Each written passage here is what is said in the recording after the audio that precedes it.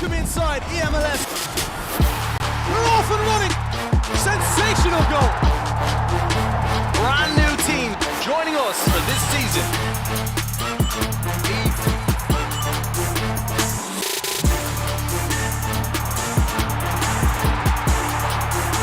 Oh, that is beautiful. Are you kidding me right now? The sign of a champion.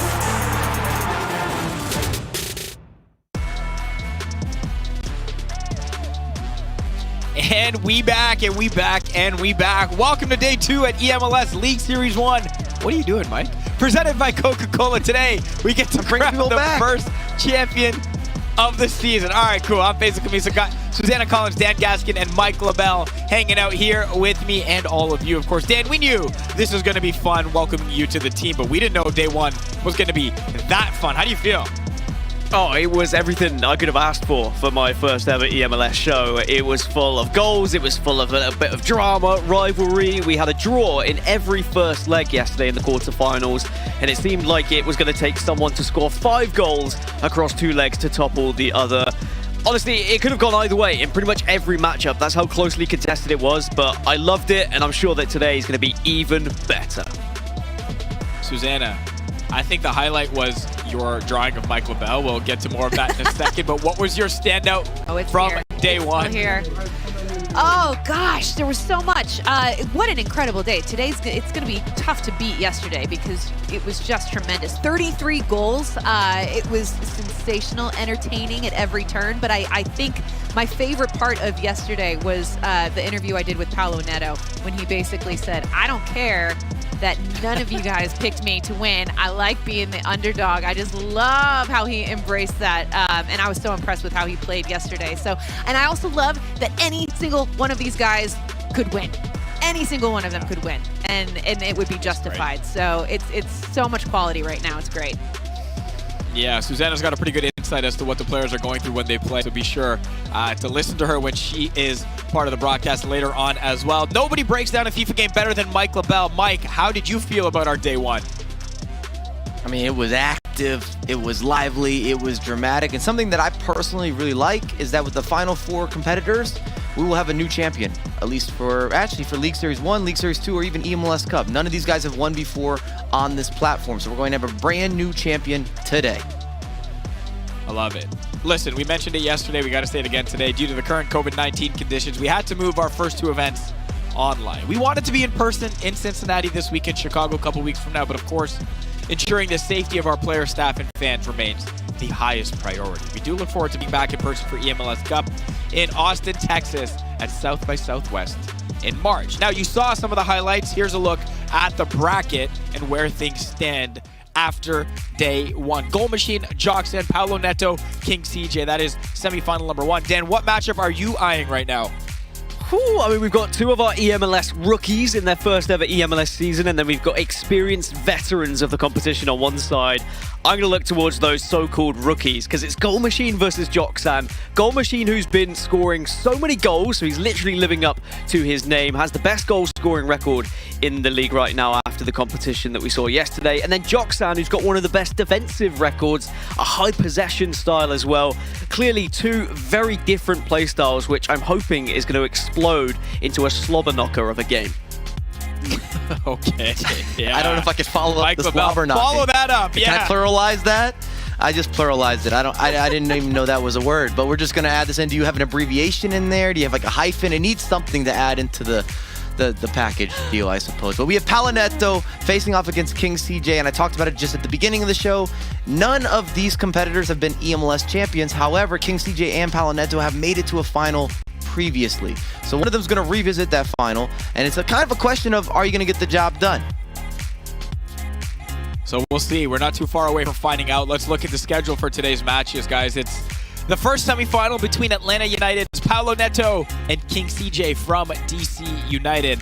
Our second semifinal featuring the number 1 seeded Goal Machine taking on number 1 in the power rankings, Joxan. And then, of course, the winners will face off in the eMLS League Series 1 final. I think it's an appropriate time to revisit the League Series 1 eMLS power rankings. And Mike, after the performances on day 1 and what I imagine would be today, you think there's going to be some movement there or what? There has to be. And Alexander took a little bit of a shot on Twitter, and it was warranted. Where is he? He should definitely be in the top 10 on the second portion of these power rankings. I'd also say Duelsta should make a case for getting into the top 10. And then the rest, it's more about maneuvering. Who's going to go where? Gustavo, you would say, is going to probably drop. King CJ, I said at the beginning, I didn't like him being number 6. I feel he deserved better from last year. He's also deserved better from this year. He's already in that Final Four. He's got to be making a push to be in a different position. And then the likes of Goal Machine can make a case for himself. And X Verde and Kibamito, maybe they're going to drop out. Susanna, we need you to say some inspiring words to some of your OGs. They got to find a way to get on this list. I know. They are disturbingly absent. No Godfather, no Tiago. I mean, but look, we keep talking about the quality that we have in eMLS this season, and that is just a testament to it. I mean, it's going to be really tough for these guys to make their way up those power rankings if they don't perform, and it's a talented group. What can I say? But yeah, the OGs, man, I'd like to see him back in there. Come on, let's go. It really is. It really is a talented group. I think that is a highlight of what it is. You said the highlight of this year. Let's talk about the eMLS League format for this season. There are 3 events. You are watching number 1, the conclusion of it today. To qualify for League Series 1, players competed in online matches the week before. Top 8 moving on to a single elimination bracket to compete for $20,000 and, of course, the prestigious League Series 1 title. Then, at League Series 2, players again compete in online qualifying matches the week before. The top 8 move on to a single elimination bracket, and they compete for $20,000 and the pride that comes with winning the League Series 2 title. Then at our third and final stop of the season, eMLS Cup, all online qualifier matches are tallied up. They form an overall table. The top 11 move right into the eMLS Cup bracket. The remaining 16 players, they battle it out in a last chance qualifier for the 12th seed. The eMLS Cup bracket is a 12-player single elimination bracket. This time, a little more cash on the line, $35,000 up for grabs. Now, the top 3 finishers also receive direct seats to the FIFA Global Series playoffs for a chance to then move on to the FIFA eWorld Cup and be crowned the undisputed best FIFA player in the world. That is the season format. This, of course, is League Series 1. So here's how you can watch each and every event. And this is for you to tell a friend to tell a friend. All broadcasts are here on Twitch and on Twitter. Today is the final day, of course, for League Series 1. Just got to keep hitting that home. League Series 2, just 2 weeks from now, January 29th and 30th. We'll see you then. And our final event of the season, eMLS Cup, on Sunday, March 13th at South by Southwest in Austin, Texas. Make sure to tune in and follow at eMLS on Twitter for all the updates. And don't forget to subscribe to the MLS channel on Twitch or use your channel points to unlock our eMLS emotes. And again, no surprise, the most used emote, Labelism, obviously. And Susanna's picture is there. Mike's got the popsicle stick with his face on it that we didn't even ask him to make. He just decided to make that himself, I guess. But yeah, the picture is astonishingly accurate, man. It is so good. I think so. I think it is an incredible likeness of our guy. Well, we can compare them, right? Like one He's never versus looked better. 2. Yeah, like a little bit of stubble in certain areas. There's the rugged smirk. It's the smirk for me. Yeah. I think that's like the 10-year-old me, and then I've got the more well-aged here, all right? This is what we're going to turn into, the transition. Well-aged, yeah, sure. Where he does, what do they call it? They call it a smize? I'm smizing? A smize. That? I don't know. Yep. I don't know what that is. Dan, do you know what a smize is? I learned about this You word. smile with your something. eyes. Yeah, something that Mike made up. That's usually what I go for. Just gonna assume it's a labelism. Yep. Oh, smiling with your eyes. All right. Cool. We're gonna take a quick break. We've got our first semifinal match kicking off next between Paolo Neto and King CJ. It's eMLS League Series 1 presented by Coca-Cola.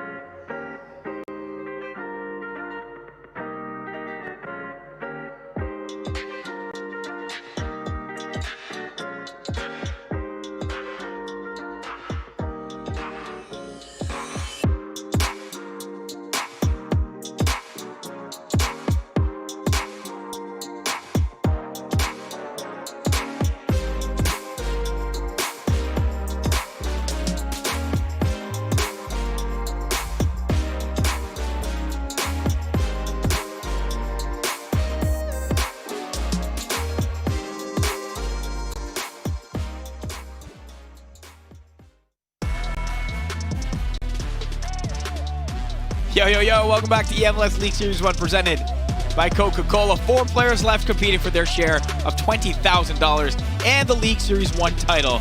The magic number was 5 yesterday. We'll see if that's how many goals it takes to move on today. We are kicking things off, of course, with our first semifinal between Paulo Neto and King CJ. Dan, I'll turn it over to you to set us up.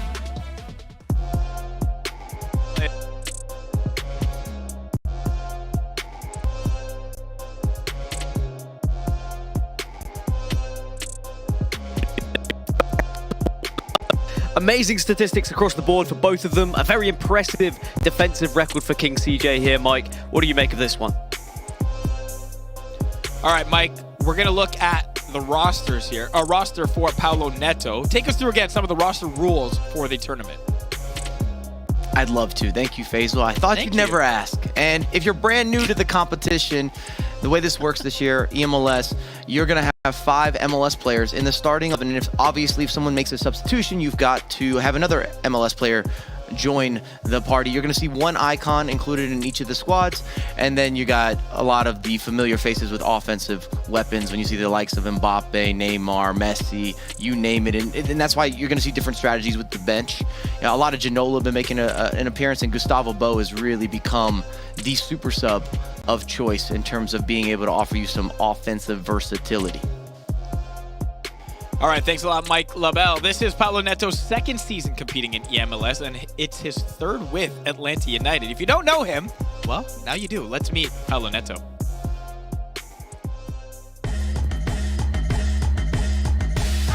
So, hi, my name is Paulo Neto.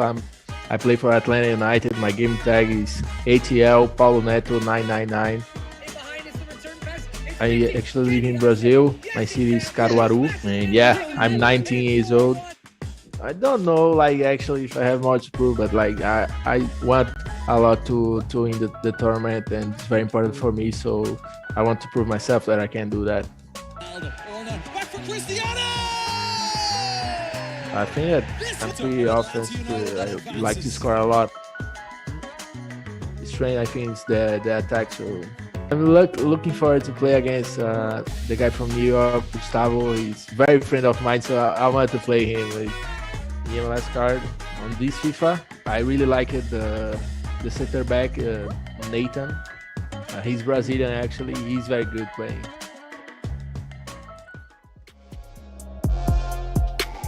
And no surprise, Brazil liking Brazil. We see Nathan step up a bunch for a bunch of these eMLS stars as well. Okay, it's the moment we've all been waiting for. The time where we put our pride on the line.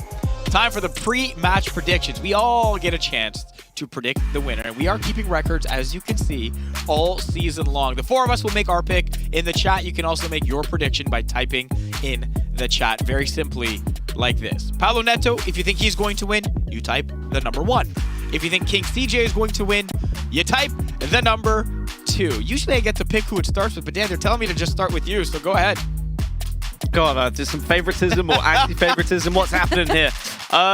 Yeah, stats. So I like my stats. I like going for people who have a higher goal-scoring record, and that would be Paulo Neto in this one. Even though the King CJ has a better defensive record, I am going to go with Atlanta. I do think this is going to be a really close game, but maybe, just maybe, Paulo Neto's attacking record will help him here. Chat's relatively split right now. Susanna, where are you going? Ooh, yeah, I'm gonna go Paulo Neto.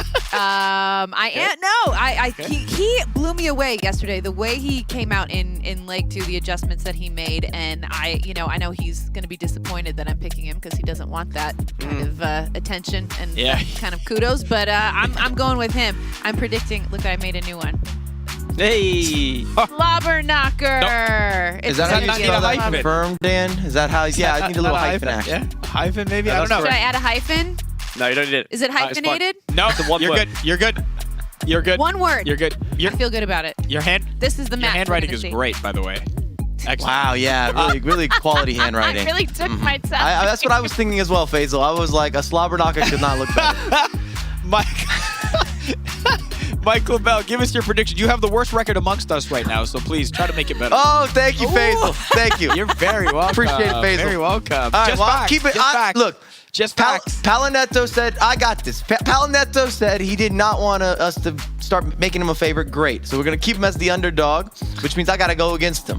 I'm just answering his request here. I just want us to get along properly. And also, I believe defense wins more so in these types of circumstances versus having the better offensive numbers. So King CJ is my choice. Yeah, mine as well. Knocker.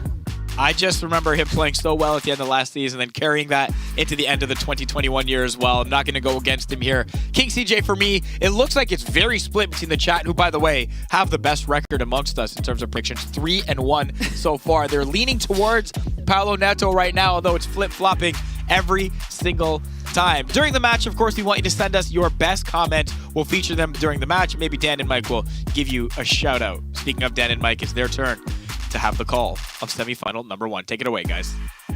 Thank you, Faisal. Yeah, I can't wait to get into this one, Mike, because we have 2 experienced eMLS players, and of course, it is going to be a chance to fight for that grand final spot. I was speaking about statistics before the game, how we see a very impressive offensive record for Paolo Neto, but a very impressive defensive record on the other side for King CJ. Do you think that this is maybe going to be the season for King CJ? Because he's been in it for 3 now, yet to lift a trophy, but we know full well he's got championship winning mentality. He's growing in the right direction. His trajectory is aligning. If you look at King CJ when he first got started in eMLS, he was more of and he would tell you this as well, more of the middle of the road competitor. Last year, he was amazing. One of the best competitors. Getting the national team placement as well was a huge accomplishment for him. And then this year is kind of yet to be decided. We don't know where he's going to end up, but he's still on that upward trend. And both these guys experiencing a final and losing builds a lot of adversity.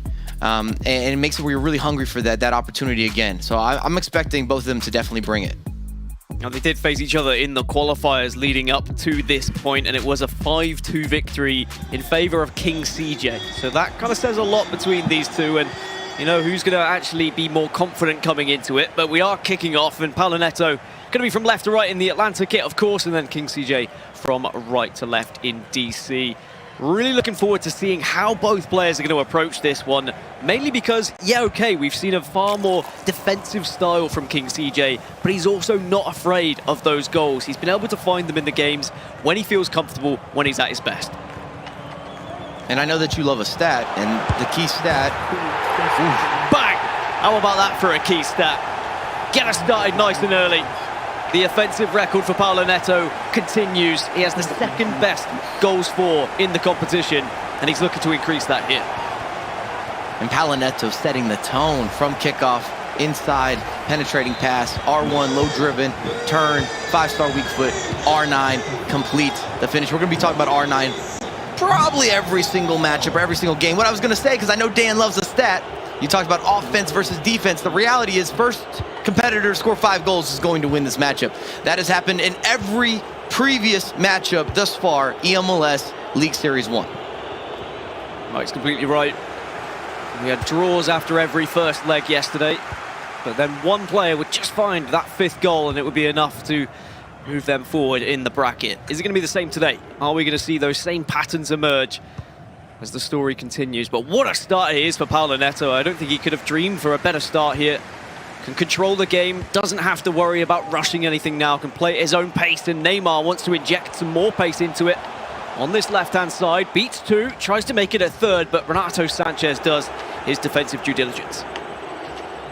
And you can see the Twitch chat still backing King CJ. You've got a little bit of a mix-up with some of the ATL guys coming through as well, of course, the South Americans that are always supporting Paolo Neto, of course, being Brazilian. And another stat that we could use here as well is we have not seen King CJ have to come from behind at any point of this competition. If you recall yesterday in his matchup versus George Adamu, he was always ahead or drawn in even, and then he was in that position again where he was able to add to his lead. So now he's got to face that and be able to kind of battle back. Yeah, King CJ, he's not lost in his last 13 games. That's how impressive of a run he's on right now. All throughout qualifiers in the last 12 that he played in the qualifiers, then of course the quarter-final yesterday being the total of those statistics. So he's going to be feeling hot, he's going to be feeling confident, but an early start and an early goal for Paolo Neto will just knock that confidence ever so slightly. But King CJ cannot allow that to deter him. He has to try and answer back sooner rather than later, but plenty of time to work with as he is just manipulating the field ever so slightly at the moment, going from right to left, trying to look for those openings. As Paulo Neto is defending well, springs the offside trap, but it's not going to work out. Mbappe finds R9, but Marquinhos is there. And then linking up with Sanchez to defend well. And we've seen time after time that offside trap being a double-edged sword, where when it works, we compliment and we give you a superlative of how that was so well timed, but when it doesn't and there's a mistake and you get caught sleeping, you're going to concede goals. And Neymar catches a player sleeping, and there's plenty of players in the box as well, but Donnarumma, he's there, he's waiting, he's ever present, just as he was yesterday. And that could have been 2 for Paulo Neto and Atlanta. Now the counter-attack can be sprung. King CJ looking to try and do something with Mbappe here. A little bit of support in the box, but has to scoop to get past the defender, but he's getting trapped. Doesn't matter though, and Elastico beats 1, and he's got all of the skills. Pozuelo's there, R9, oh, it would have been wonderful. It still could be. It's scrappy, but just about Paulo Neto keeps it out. That was smooth build-up, a lot of unpredictability with some of the skill moves that you saw down the wing. I was just going to say that it's going to be important for King CJ here to make sure that he can contain Paulo Neto, but it looks as if he's getting a little more confident going forward at the moment. You're seeing better build-up out of the back to go within the midfield. And then having these moments of being unpredictable in FIFA at the pro level, it's so important. Whether that's a skill move, an additional pass, a switch of the pitch, something that maybe doesn't fit into the meta quite as naturally, and it just is harder to predict, therefore giving you that competitive advantage in those circumstances. Because you got to remember, these guys play every single day, hours upon hours. They've seen almost everything, so you've got to add in something new. Always got to be innovating. Try and be as unpredictable as possible. Maybe R9 can be unpredictable here as he fires into the top left-hand corner. Right on cue, Paulo Neto doubles his lead. And King CJ starting to look a little bit frustrated already. And again, isolating. He gets R9, top of the box. Means you can go left, you can go right.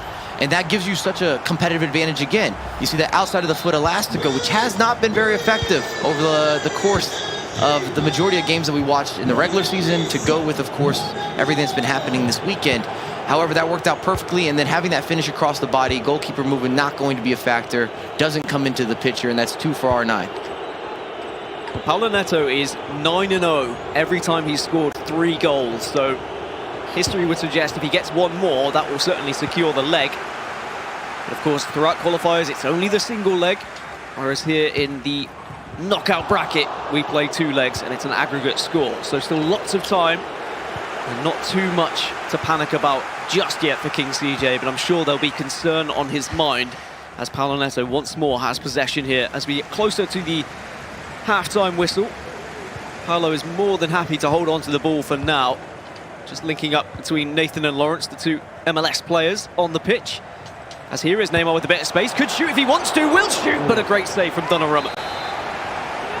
And a good example of mixing up your gameplay. We've seen him look for some of these penetrating passes. Now King CJ sits a little deeper. You take the finesse shot.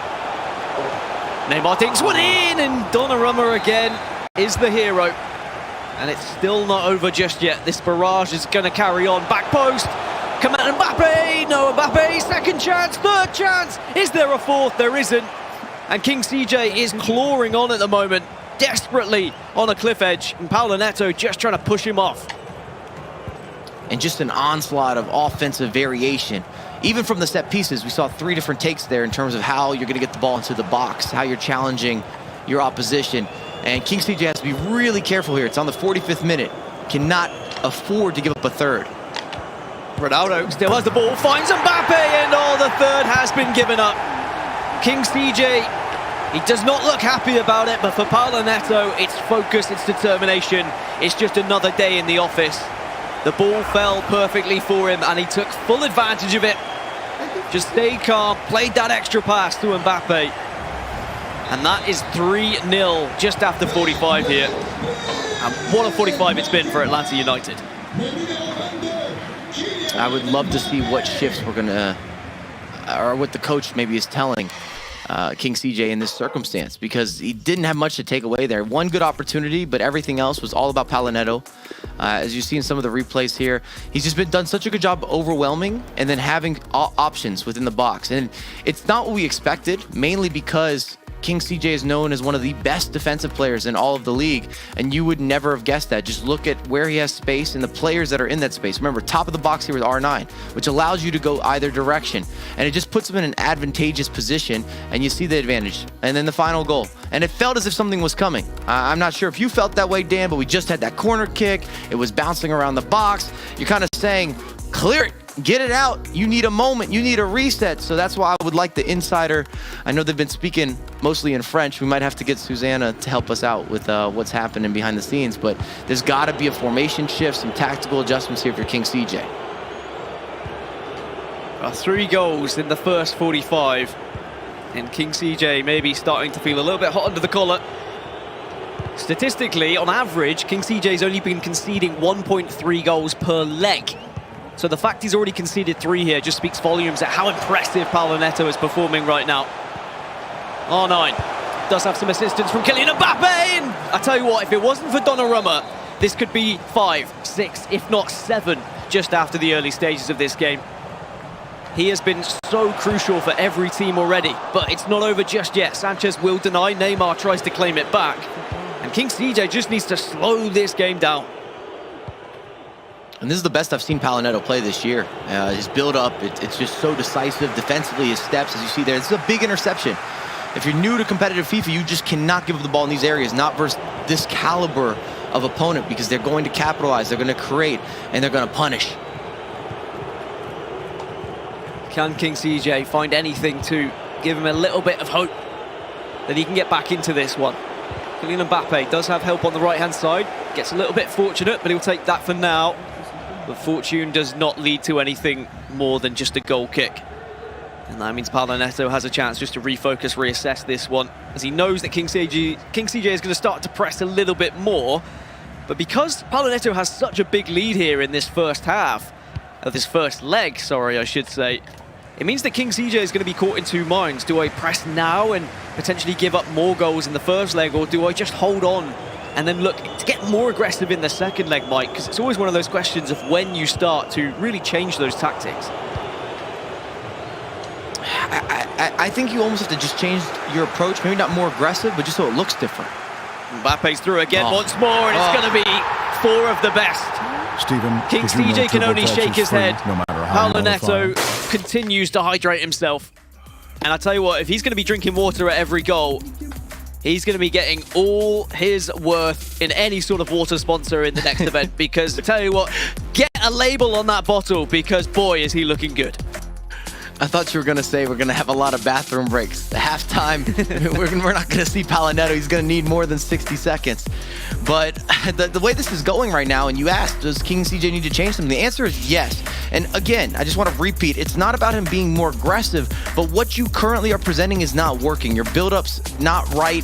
The midfield, you're losing the ball too easy. And offensively, Paulo Neto, this is more of a walk in the park. A lot of the goals that we're seeing, they're simple. 1 pass, 1 through ball, a couple connections. We're not looking at those hard earner type of finishes where you had to have 10, 15 passes in a row and then some sort of skill moves at the back end, or a lob pass, or something that's a little more unique and expressive. This is the classics, the staples, the intangibles, the 101. Well, every time yesterday the first leg would end as a draw, we would have to see something absolutely historical if that was going to happen again here today. King CJ needs to come back from pretty much nowhere. And it doesn't look like it's going to happen anytime soon, with R9 through once again. And oh dear, what is happening in front of my very eyes? This is a massacre. 5-0. He's just destroying them. Every attack doesn't look like he could be stopped. And you said it earlier, if Donnarumma wasn't in goal, this could be 7 or 8 in 1 leg. The opposite of how I expected today to start. As you see, Paulo Neto came out as a FIFA savage. I want to know whatever he did before this game. Who was his warm-up game? What was the team talk like? By the way, official definition of a slobber knocker is a violent collision. That's what's happening right now. These 2 players are colliding violently, and it is going very much in favor of Atlanta United. Paulo Neto, 5 up. And 5 was the lucky number yesterday. Every single game, every single quarter-final, it was the player who scored 5 goals would win it. And Paulo Neto has already done that in the first 70 minutes of leg one, and it looks like he's not done yet. Mbappe's through, and he's going to make it 6!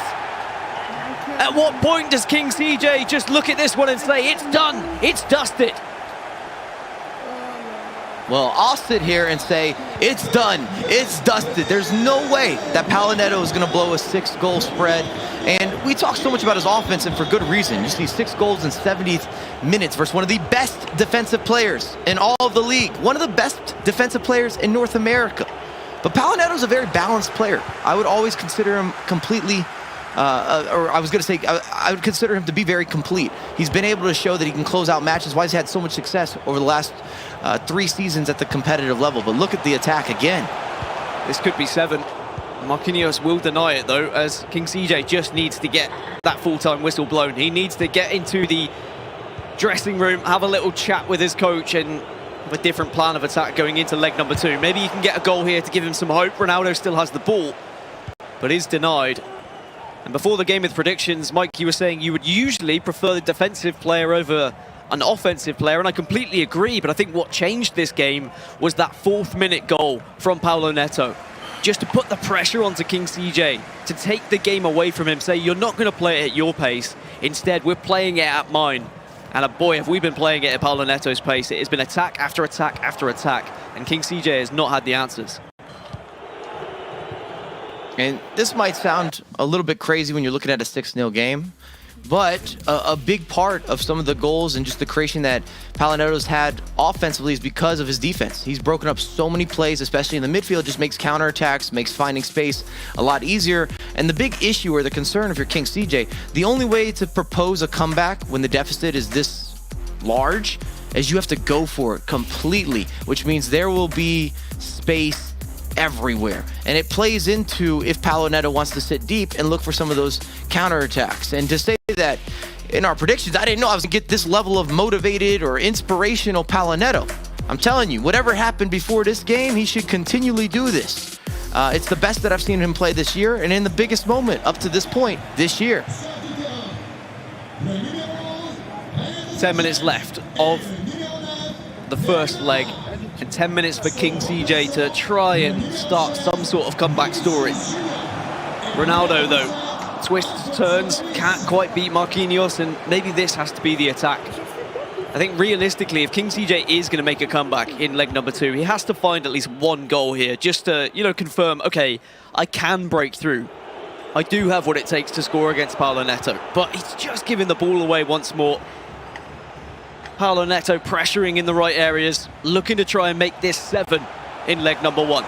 Here's Vinicius Jr. to R9, still onside, and he will lay it back to Mbappe. 7 on the board now. We're not quite going to get double digits in leg number 1, but this has been the most emphatic performance we've seen so far in eMLS. And I'd love to break down that goal. It's just such good passing. There was 2 or 3 different circumstances where he could have taken a shot, whether it was a finesse shot, whether you wanted to open up your body even with R9, makes the extra pass, that extra layoff to Mbappe for the tap-in. And you're going to hear us talk about that time and time again, where players are able to pick out these additional passes at the pro level that allow you to go from potentially something where you would convert 70%, 60% into you cannot miss. Oh my, speaking of cannot miss, it seems like every time the ball leaves the foot of Kylian Mbappe, it finds the back of the net. And even though Donnarumma, he was impressive in the first half, he just can't seem to get hold of him now. The over-the-top through ball taken down beautifully by Mbappe.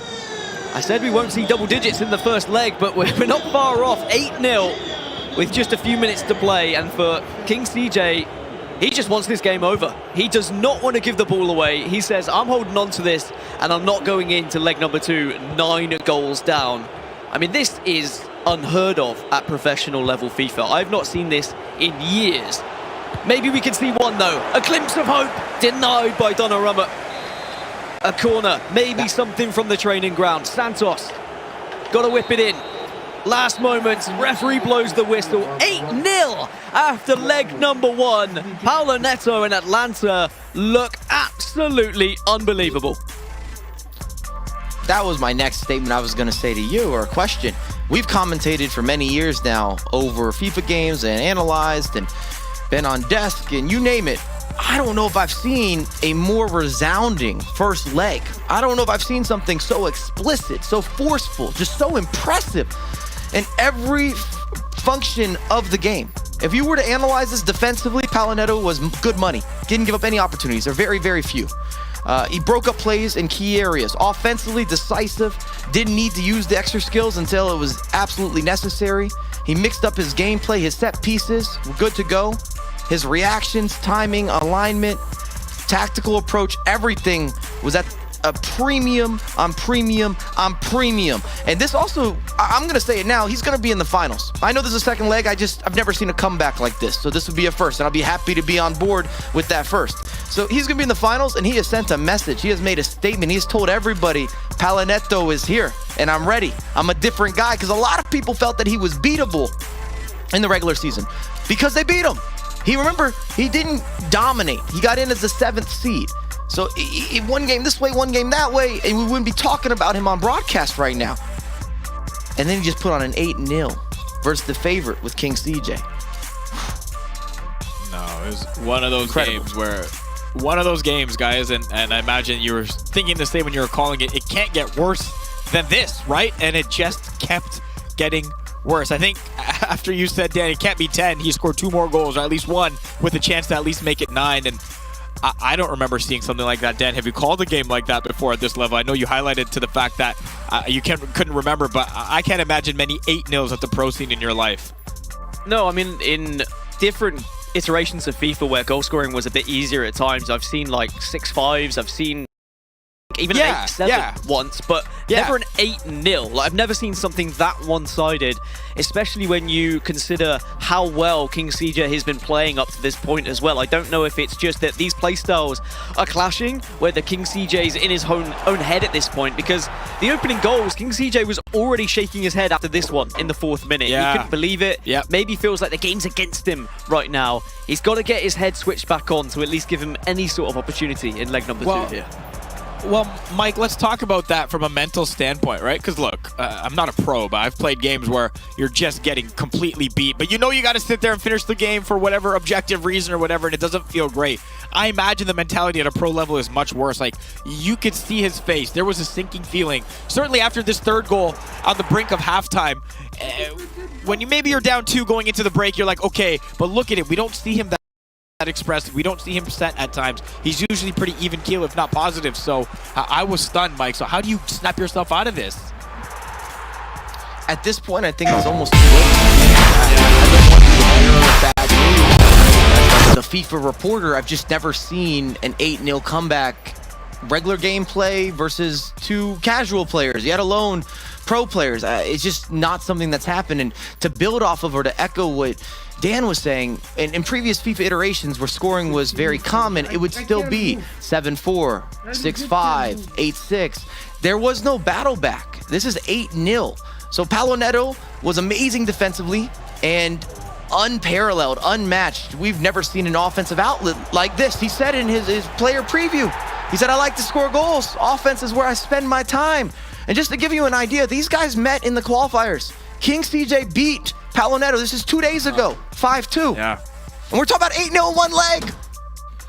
And Dan was talking about the fact that King CJ hadn't lost in 13 games.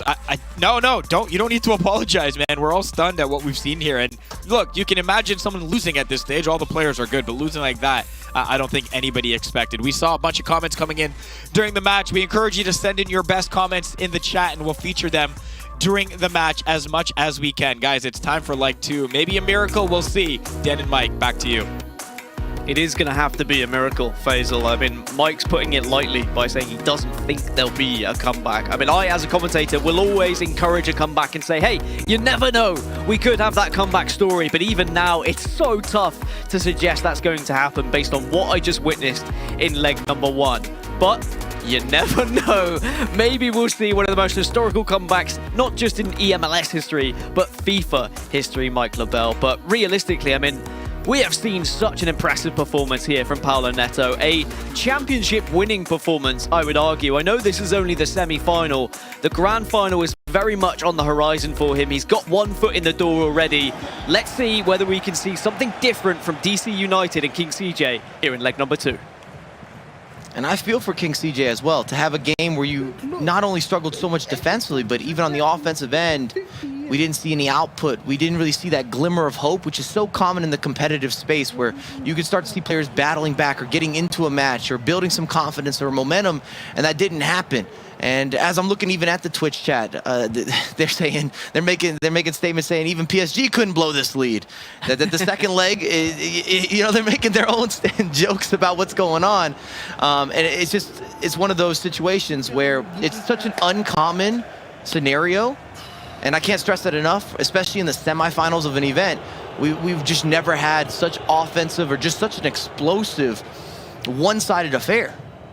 And already you can see visibly King CJ distraught at the opening stages of this game. We have had a kit change, so Palonetto from right to left in the white of Atlanta, and King CJ is going to be left to right in the darker away kit for DC, or home kit should I say. And now we are going to see Palonetto with possession once more. And if he can make this 9, if he can get that first goal in the game, then I think that it's probably going to be curtains, if not already. Here is Kylian Mbappe, a fantastic ball across, cannot get the cutback though. Still going to be a set piece, corner there and available. Pozuelo is there to take it short. Does have support here from Renato Sanchez, and could maybe hit it, but you don't usually hit it with Sanchez. Instead looking for that pass, and it will be intercepted. And again, it's a clever setup. You see the whipped in pass and then a first time chip through ball in order to break down or beat that back line. Palonetto is just clicking on all cylinders. And we talk about coaching and the importance of tactics and approaches to games. I would love to know what he shifted coming into this matchup in terms of all the details, because this feels as if it's a package that is tailored specifically for King CJ in every single way. He's disrupted his game, he's thrown off the rhythm, he's converted the opportunities, and he deserves all the superlatives. And from a coaching perspective, these guys work very closely with their coaches, and they do present and try to mix up different game plans for different types of opponents. Neymar shifts it to Ronaldo, and Donnarumma denies King CJ his first goal of the series. Maybe that could be the beginning of a comeback story. Bear in mind, Palonetto was up 1-0 after 30 minutes in the previous, and then he went on to just have a goal fest. Mbappe takes that one on the chest, but Duncan will be there to take it off him. And I think for King CJ, it's a difficult situation, because usually you want to save face, right? You don't want to be losing 8-0, you don't want to lose 12, 13-0 on aggregate, but at the same time, if you want to get back into this game, you have to throw everything forward. It's something that Mike was talking about in the previous leg. You've got to throw people at the other side of the pitch, and it's going to leave you vulnerable. Mbappe can't get past the defense again, and Palonetto can look to score maybe even another goal here. And when you talk about saving face, at what point in the game do you decide then to maybe sit deeper? If you realize you're not going to be able to make the commitment that's possible to allow you to potentially score the goals that are necessary. Well, Mbappe could add the 9th, he doesn't. Donnarumma is there. It's an interesting question, because if you feel like you're not going to win the tie at all, do you just want the statistics to look a little bit better after the tournament when things are highlighted in League Series 2, for example? Or is that even not a thought process for you? It's just about the W or the loss. I know there are two very different types of players, some who would look at that statistical balance and others who would just look at it as a mere victory or loss. But we're 28 minutes into leg number 2, and I guess a good thing for King CJ is Palonetto is not scoring. And at least he's in this game, or at least in the leg right now. A goal would just give him a little bit of hope. And I'm sure would give us, as neutrals, a little bit of hope as well, that maybe there's something on the horizon. But I don't think we're going to see it just yet, because another interception from Palonetto, and the counter-attack is there. The over-the-top through ball is played to R9, who just about gets out-muscled by Lawrence. And even though Palonetto's only 19 years old, he's got a lot of wisdom, at least in the FIFA years, well above that age tally. And he's one of those players that has the understanding, the experience. He's got a mix of being aggressive but still being patient, and he's competed at the highest levels. He's been very successful in South America. He's been successful eMLS-wise. He's been successful when you're going to the international events. Everything he's touched has been, for the most part, a success story. He's been consistent every single season. And I say all that because he's not going to allow a lead like this to be blown. or spread like this. He's going to sit deep. He's going to look for those counters. He's going to hold the ball in the correct areas. He's going to have game management. After you have such a dominant first leg, there's no reason for you to commit the same way to scoring goals or going forward. So it's just a matter of still creating offense while limiting or dictating the pace of the matchup. Sanchez is found from the corner. Back post is somewhat free, and Nathan's going to find the goal and make it 9. Nathan, who has scored a few goals in this tournament, just the height and the presence at that back post, which is often targeted from the corners. And I think that is, if it wasn't already, the final nail in the coffin for King CJ. And we alluded to it before this game started. Both of these competitors, you know, they've gone the distance before. They've got to finals, but neither of them have been able to get an eMLS trophy. And it looks like Paolo Neto is going to be the more likely to attempt to try and get one here today, as King CJ goes back to the drawing board at 9 goals down. I mean, the coach is there, and they're having the conversation, Mike, but realistically at this point, as a coach, what can you say to King CJ? Keep your head up. On to the next one. Just don't remember this unless it fuels you from a motivational standpoint, because there's nothing for him to do in this matchup. I hate saying that. I like to be optimistic and not someone who's a pessimist. I'm always half glass full, not half glass empty. Or yes, glass is still empty, but the point that I'm making here, I'm also a realist. This game is going to be done and over with after the first leg. You just can't generate that amount of goals typically in FIFA matches. And if you're going to go for it, you have to commit every single body, as you mentioned beforehand. And he hasn't done that. We've already seen Paolo Neto add to it. The clock's the biggest enemy at this point. It's the 41st minute. And I think what's maybe even scarier here is whoever's going to play Paolo Neto in the finals. Because you're watching this saying, oh no. Because you couldn't be more confident if you're Paolo Neto. There's not a lot for him to correct here, because the big takeaway for me is not even how explosive and how creative and just expressive his offense has been, but defensively, lockdown, set up shop. If there's one critique for his gameplay this year, it would be that he hasn't been as good with stopping people. He's scoring goals, but he's also conceding goals. Well, now he's not conceding goals. What are you going to do? I mean, I can't even score 9 goals against squad battles, let alone against one of the best players in North America. Or in the eMLS, should I say, if I'm being specific. And that's why Mbappe managing to make it 10. And Paolo Neto, I'm sure at this point, knows he's going to be in that grand final as halftime of the second leg is approaching. You were talking about it. You were saying the other competitors in the other semi-final, Mike, they're going to be a little bit scared after seeing the dominating performance. And this is so different from what we saw yesterday in 4 quarterfinals that were neck and neck, could have gone either way. But this one is so one-sided, it's almost unreal what we're witnessing on our screens. But it does mean that the 2 other semi-finalists will definitely be looking at it and saying, okay, maybe we are going to have to step up our game. And what semi-final we've got coming up after this one as well. Joksan, who is a rookie, considered in this season as a rookie, of course, because he's never played in the eMLS. He's going to be there. He's going to be competing against Goal Machine. Goal Machine, another rookie. And there they are, waiting in the wings for their semi-final matchup to go up against one another. I mean, Mike, that's going to be a semi-final that I'm sure is going to be a lot tighter than the one we've just witnessed. It has to be, and I'm looking forward to it. And I think Paolo Neto needs a rebrand. We'll call him Neto the Gladiator. This has just been barbaric, fierce, turbulent. He's given everything here. Just destructive. Everything that you could ask for in one FIFA match. If you're a Paolo Neto fan, he's given you. From the control, from the types of goals, the finishing, being clinical, the possession play, the defensive awareness, the positioning. I can just name almost every element or characteristic about being a successful FIFA player is on display for Paolo Neto in this match in particular. And what is interesting with this performance, not only is he going to overtake Goal Machine as the leading goal scorer, but also his defensive record is going to be better than Joksan's going into that grand final as well. So he's going to have one up on both of them and may just be the favourite as it's 11. Dan, have you ever seen anything like this, Dan? Dan, have you ever seen anything like this? Think how many matches of competitive FIFA we have watched, detailed, analyzed, 11-0. And it's not done. Sometimes you just have to take a moment, pause, and realize you are witnessing a form of history. This is unlike anything we've ever seen at the highest level of competitive FIFA in any major league, any major tournament. 11 goals to 0. Paolo Neto is putting on a clinic. He is making a statement right now and suggesting to either Joxan or Goal Machine, hey, rookies, so-called rookies, bring it on. I want my first ever eMLS Cup.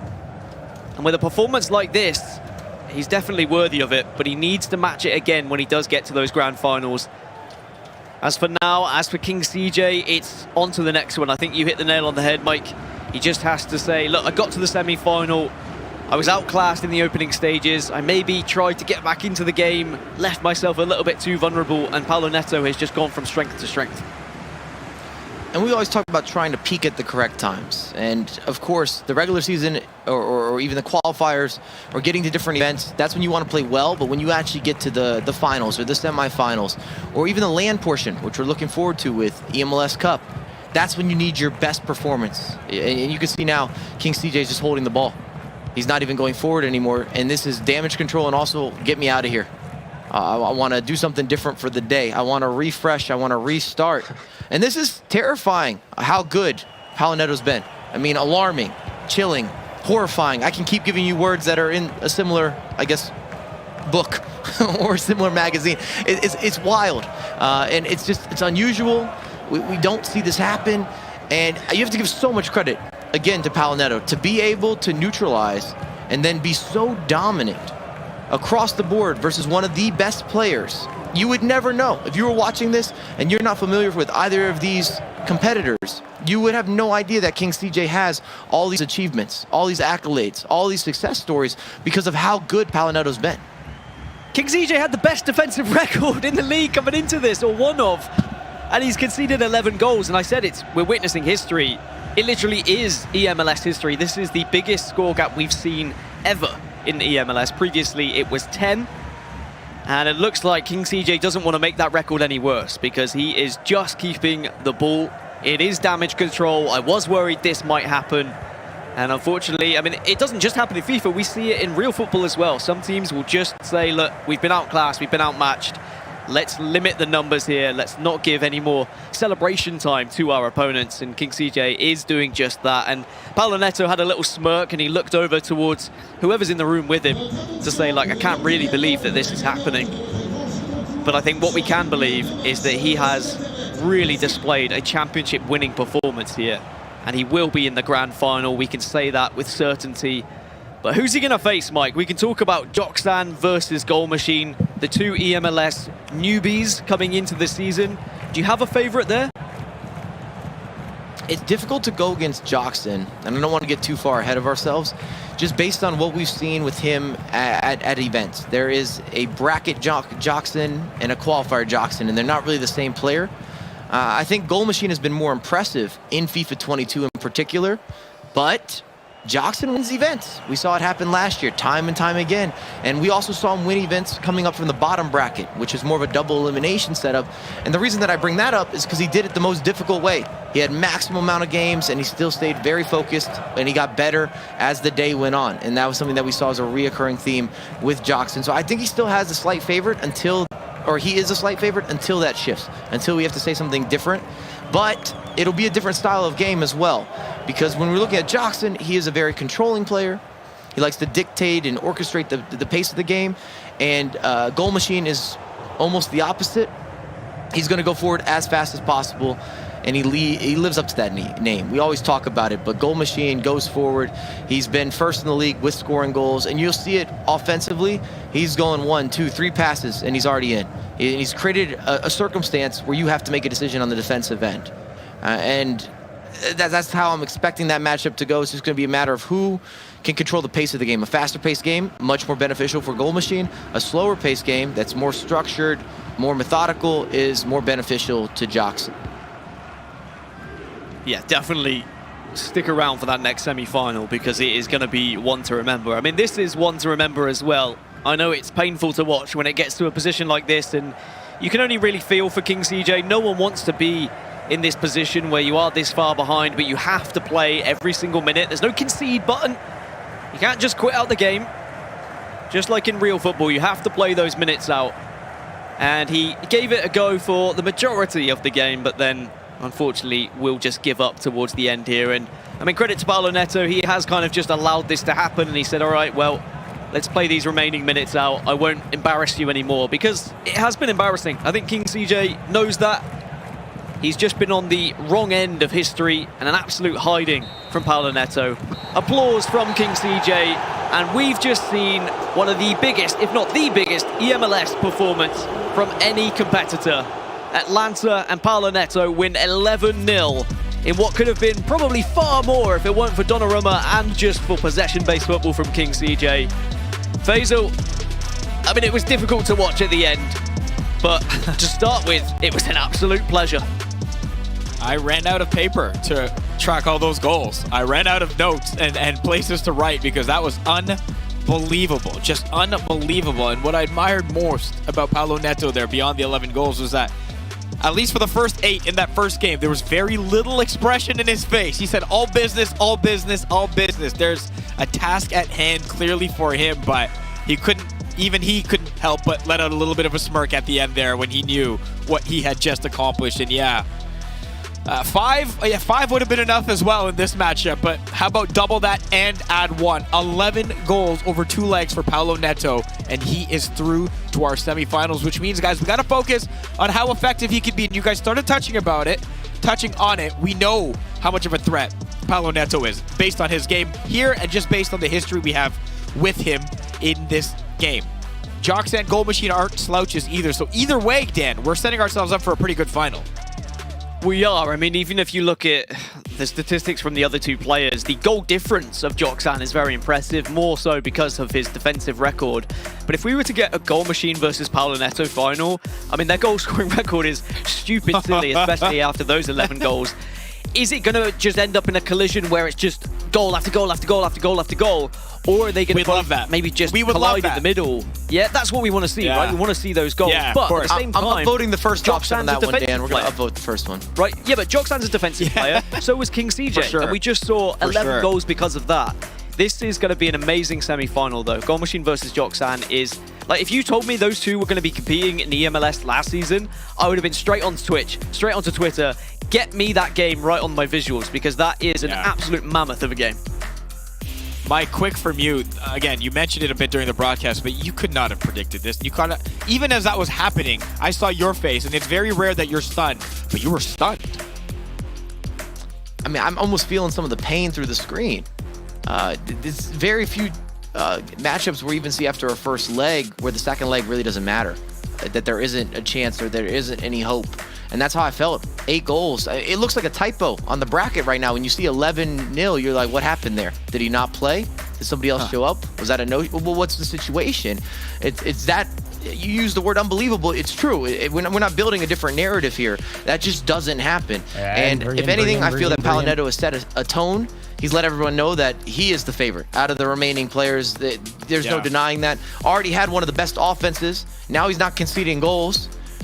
What are you going to do? And I would be happy with the Goal Machine Paolo Neto matchup, by the way, because I think that'll be option 1, numero uno, where both these guys are just going to go forward the entire game, and it's going to be crazy. All right, we're not there yet. Just almost from there, a neutral. From a neutral. Let's head over to Susanna standing by with Paolo Neto. It's our player interview presented by Cheese It.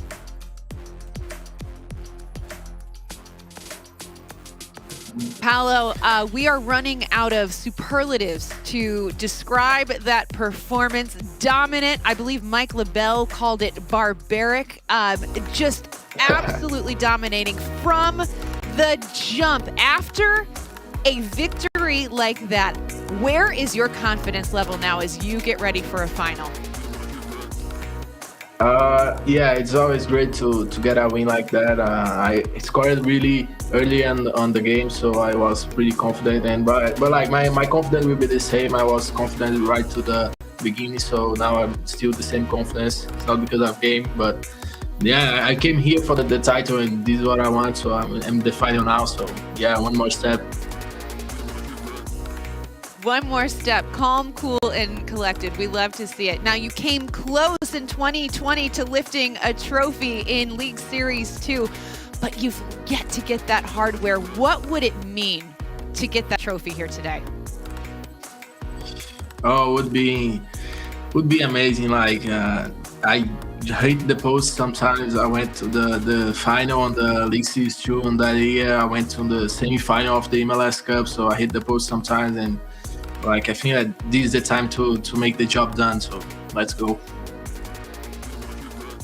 Now, yesterday you told me that you were okay being the underdog, but I have to say, Dan and I both pick you to win this match. I don't think that you are the underdog by any stretch of the imagination. Are you okay, perhaps taking on that role of the favorite as you enter the final?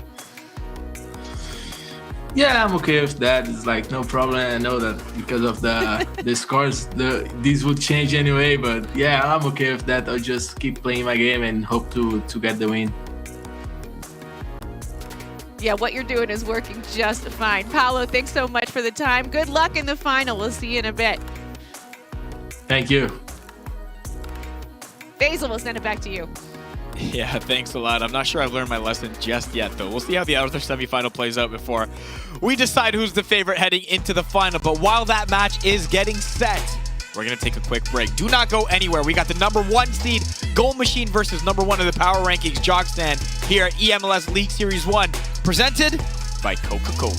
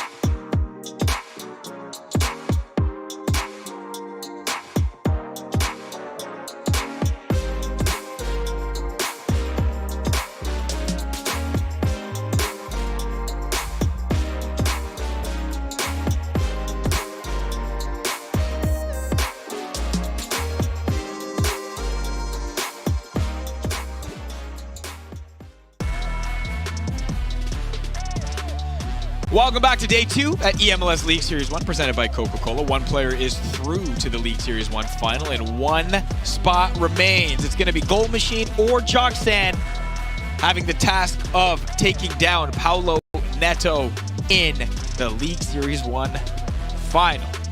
I am Faisal Kamisa, joined by Dan Gaskin and Michael Bell. If you haven't heard, today is the last day to sign up for the January 17th eMLS Fan Challenge, a free-to-enter FIFA 22 PlayStation tournament. If you're trying to enhance your FIFA Ultimate Team, you're going to want to compete in this. There are so many prizes to go around. There's 2 tournaments. One is on PS4, the other is on PS5. For both, the top 64, you get FIFA points. Team of the Year around the corner. You want those. The first place in the PS4 tournament will receive a PS5 and a customized eMLS jersey to add to their kit game. First place in the PS5 tournament will get $500 and a customized eMLS jersey. The competition, it starts on Monday. Register now if you are interested. The registration link and more details are in the chat, or check the Twitch panels below. Mike, sell them on this a little bit more. It's free.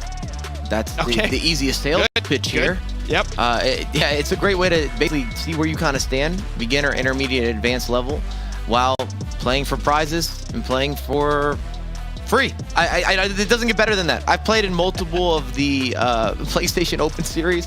I've always enjoyed it. I'll play in this, so if you match me, I'm sorry ahead of time. I plan on getting that win over you, but either way, we're all taking part. Top 64, that's a lot of players that are going to get rewarded for the time that you're putting in. Wouldn't hurt adding a PS5 to my collection, to be honest. Don't have one of those, so maybe, just maybe, you'll see me join in on that. Hey, listen, let's talk about our next semifinal here. We've got Gold Machine and we've got Joxan, Dan, and both are great. Both can score, both can defend. How do you evaluate this one? Yeah, we've got one of the best goal-scoring records against one of the best defensive records, and you can see there by statistics that Joxan has the best possession record in the game and in the eMLS, and that certainly will help in some games, but against someone as clinical as Goal Machine, that is going to be the biggest question. Can Goal Machine break down Joxan and find goal after goal? Mike, how are you seeing this one play out? We kind of answered it there. If it becomes a heavy possession game, and I talked about it briefly, but a slower game, a game with less opportunities will benefit Joxan, and a game that's more open or more fluid and faster pace will clearly benefit Goal Machine. And it's just because of the nature of how they play FIFA. Both very different styles, very conflicting styles as well. And we're yet to see either of these guys in eMLS until this point. So this is a real big statement for either competitor as kind of being the player to watch, because we keep saying they're rookies. They're just new to eMLS, big in the competitive world, and this kind of adds their stamp of approval and just adds another achievement onto the long list.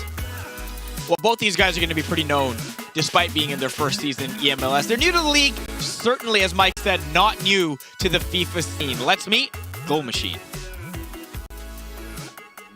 My gamer tag is Gold Machine. I play for Toronto FC. I'm 22 years old and I live in Toronto. I've been representing the club for 3 months. I feel very excited to be representing Toronto in the eMLS because it's my hometown. Remember when we had a podcast? Honestly, Dude, shout out to Toronto FC for believing in me. We're the only this year, podcast and hosted I'm by fucking 2 long-time. I would say my playstyle is very versatile. It depends what my opponent does and I can always switch it up on the fly. When I'm playing, I always play music. Yeah, that's the little baby. I had a little argument with my brother like 4 years ago and I made my own account. I like scoring and that's what Gold Machine. I think my favorite card would be Pozuelo from Toronto FC. He's just all-around player. Like, he can dribble, pass, shoot. Can't ask for more in FIFA. I'm looking forward to playing against Lamps because I know he's one of the best and I like competing against the best. So, well, I've been playing for a long time actually. It's just my first time playing in the eMLS.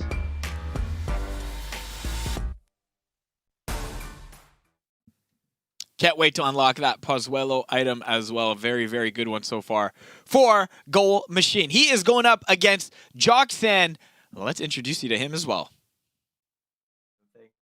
Hey guys, my name is Joxan Donham. I play for Nashville Soccer Club. I've been representing Nashville FC for like 1 month barely. So this is my first tournament with them and I'm really happy about it. It means a lot to be in the eMLS and to represent Nashville is a great feeling. I'm a professional FIBA player full time. I also play for Complexity. I'd say my play style is a little bit more possession based. I like to take things slow. Before playing, I like to warm up, obviously, and like eat, because I know we have like 7 games that we need to play. And then after I eat, I go for a walk, and then I play some warm-up games. So the first ever FIFA game that I ever played was the FIFA 2002, the World Cup game. I used to play that in the GameCube with my brother. I would say my favorite MLS player would be Carlos Vela, because he's left-footed as well, like me, and he's Mexican, and he's a great player.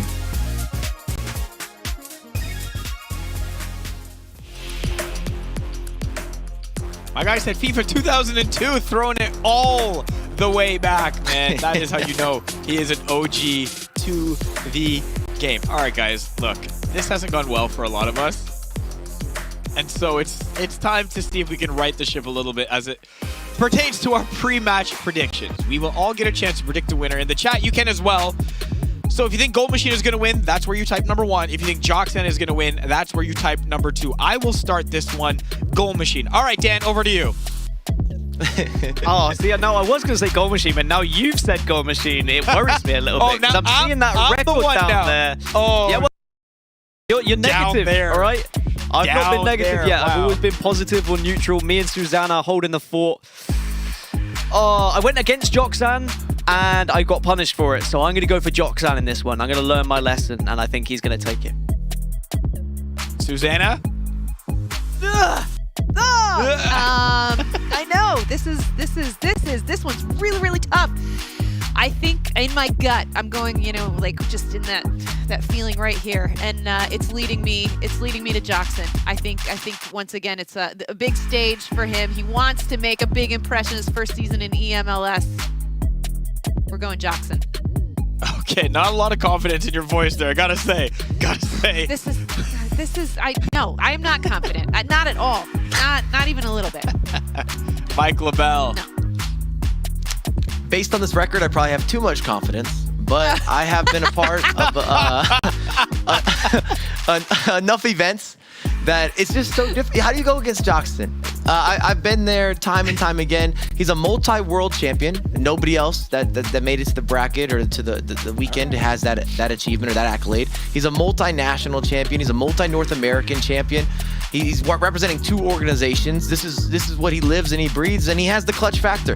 I wasn't necessarily that impressed with him yesterday, but he still got the win, and that's been a theme of talking about Joxan. If any, I would happily go on record and say I think Gold Machine's been more impressive from what I've watched. But Joxan is Joxan. He lives for these big moments, and that's been consistent over the course of his career. So this is what goes down.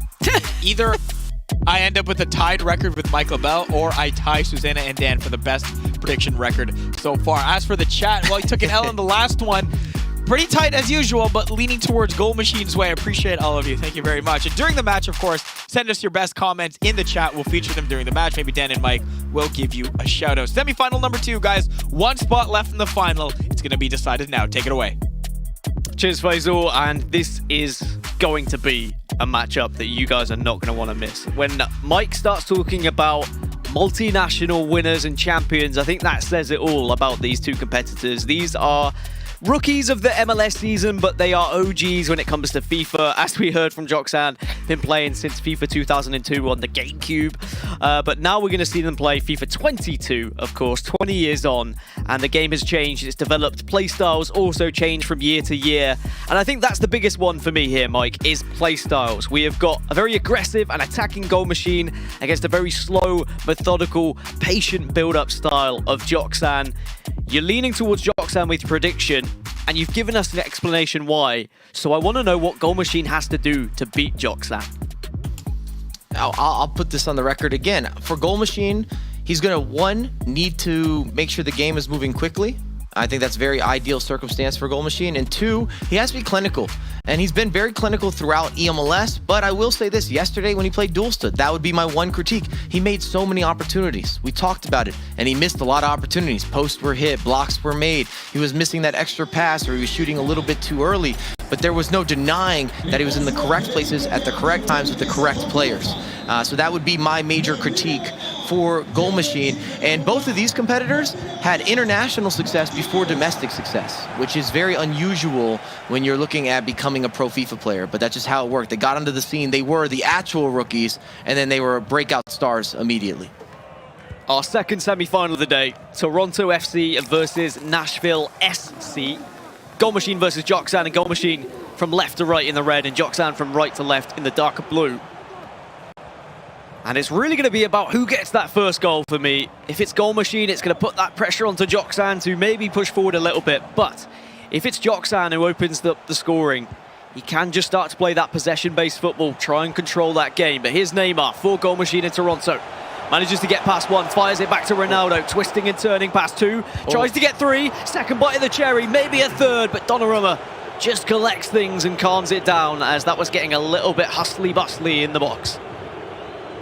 And you see some of that innovation just off the rip. A lot of left stick dribbling back and forth, opening up lanes of space. Even from our position, it's difficult to see where he's going to go. We know he's trying to unlock space, whether it's near post or to make that pass across. But it shows, again, a certain level of comfort immediately from Goal Machine. Being on the big stage, first attack, look prominent, versus Joxan, again, who is known for his defense. Now, if you're a big fan of FIFA esports, but your first time watching eMLS, you might notice a few different players on the pitch.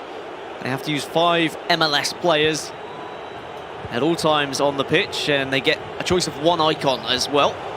As there's one of them, Nathan and Pizzuelo, linking up the two MLS stars. And they really have been stars. I've got to say that the MLS players featuring in all these squads have really stepped up when they need to. And here's an MLS legend as well in Dempsey, occupying that right wing role. Maybe not traditionally where you would see him if you were to build a team, but he really has played the part, and he has done a job. As Duncan links up with him, playing it inside now to Renato Sanchez. Goal Machine marching forward here to try and find a goal, but there's Duncan doing his defensive due diligence as well. And we haven't really brought up coaches that much, especially not after the last matchup, outside of some of the tactical adjustments and changes that Palinetto could have had going into the preparation. But with someone like Joxan, he's got Max, who is his partner when he did the E-Club. And they won the E-Club. So that's having a world champion partnership, and someone that you're comfortable with, that you practice with, that you share a lot of information with. And even more so for Goal Machine on the coaching end as well, he talked about versatility.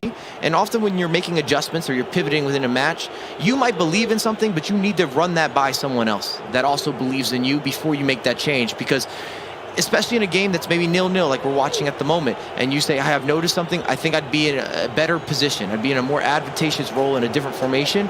You need your coaching partner or the guy in your ear to say, I agree with you or I disagree with you, whatever that may be, just so you have that secondary eye, or if they're sharing the vision. I almost think of when you have golf and a caddy. It's very important, hey, this is where you should aim your shots. This is what you need to do for some of the putting and how you're going to convert in these circumstances. It's a big component to successful players have coaches that are able to put them in successful positions time and time again. Yeah, I do think that coaches play a major part in FIFA esports, and sometimes they do get overlooked. It's very important to have that chemistry with your coach as well, because not only are you going to be spending a lot of time with them when you are playing the game, but also outside of the game as well, especially at the LAN events. You need a good friend and someone that you can trust to keep your spirits high. As we tick now into the 29th minute of this game between our first seed after the qualifiers and Joxan, #1 power rankings player.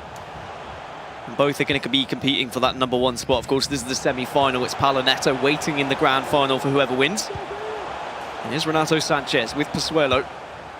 Is there a pass on to Mbappe? No, there's not, because Nathan denies it, but gives the ball away. And Joxan's just got to be careful here not to make too many mistakes.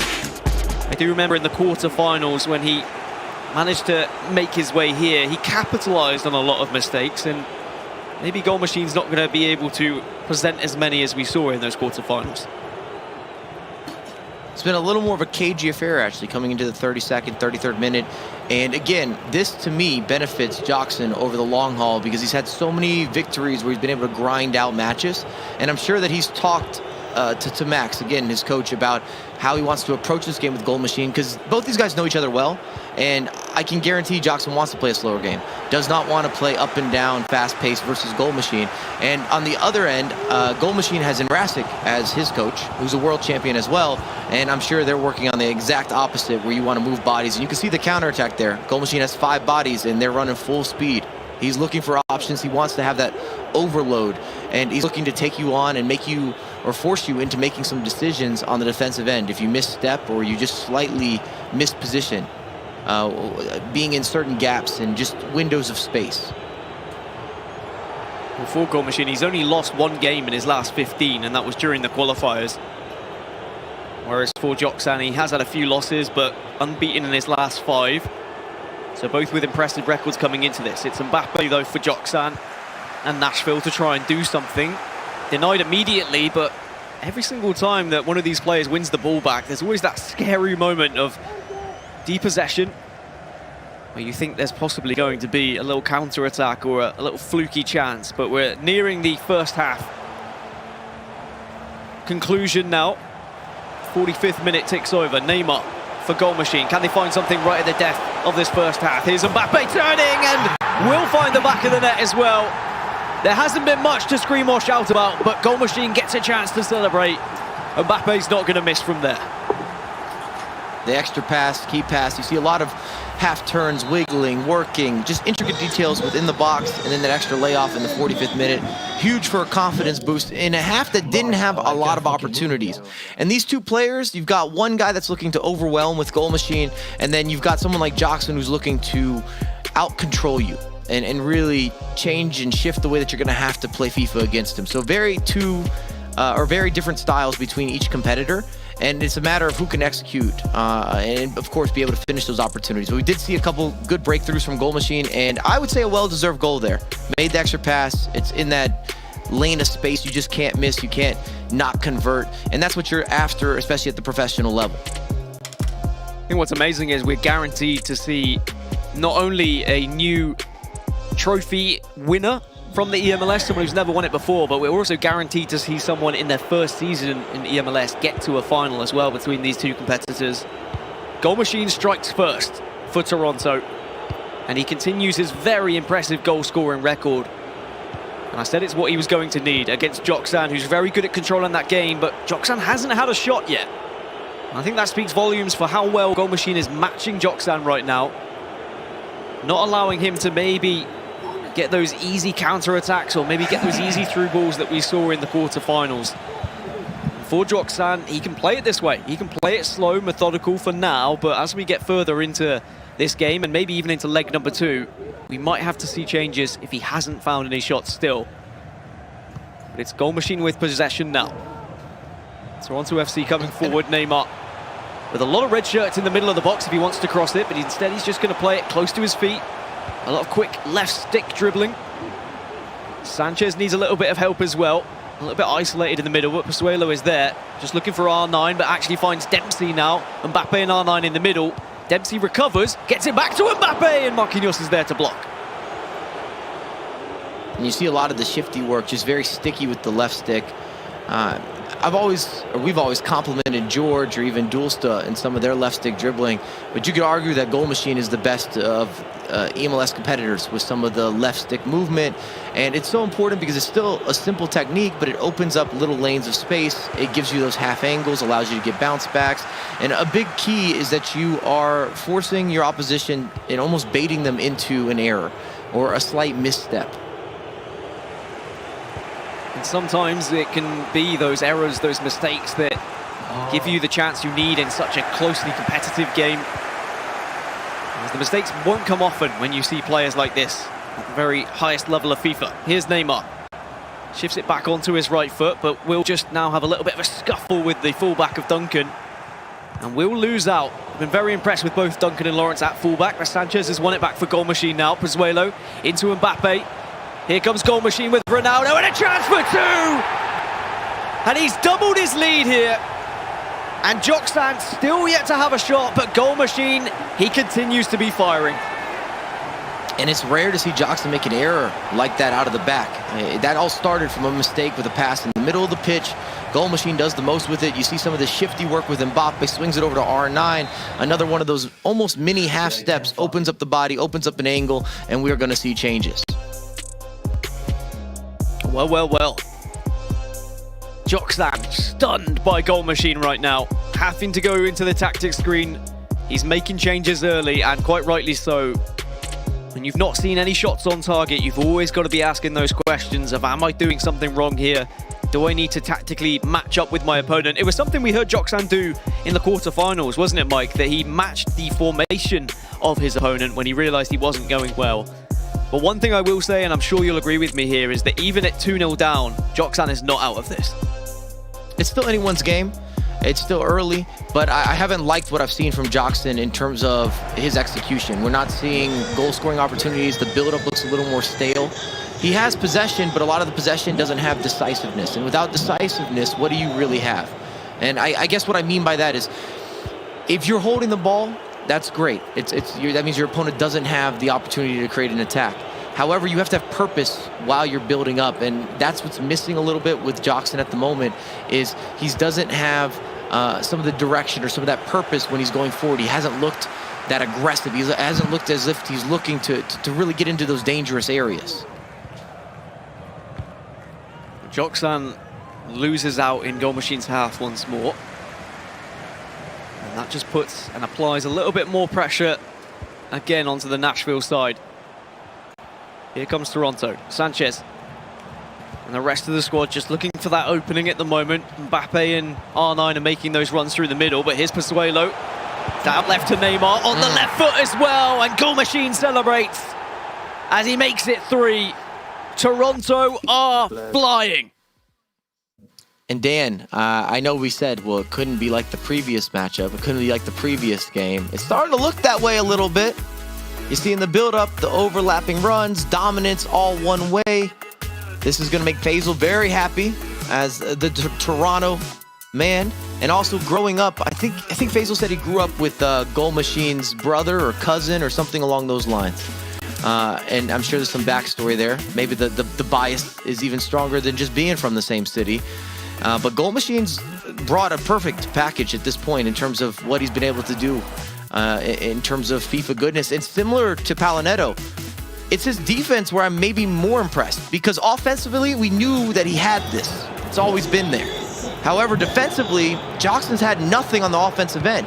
You see the traps, you see the steps, you see the spacing, you see eliminating a lot of that space, moving players at the right time, micromanaging. There's a lot of compliments you can add in, and just positive superlatives all over the pitch on the defensive side from Goal Machine.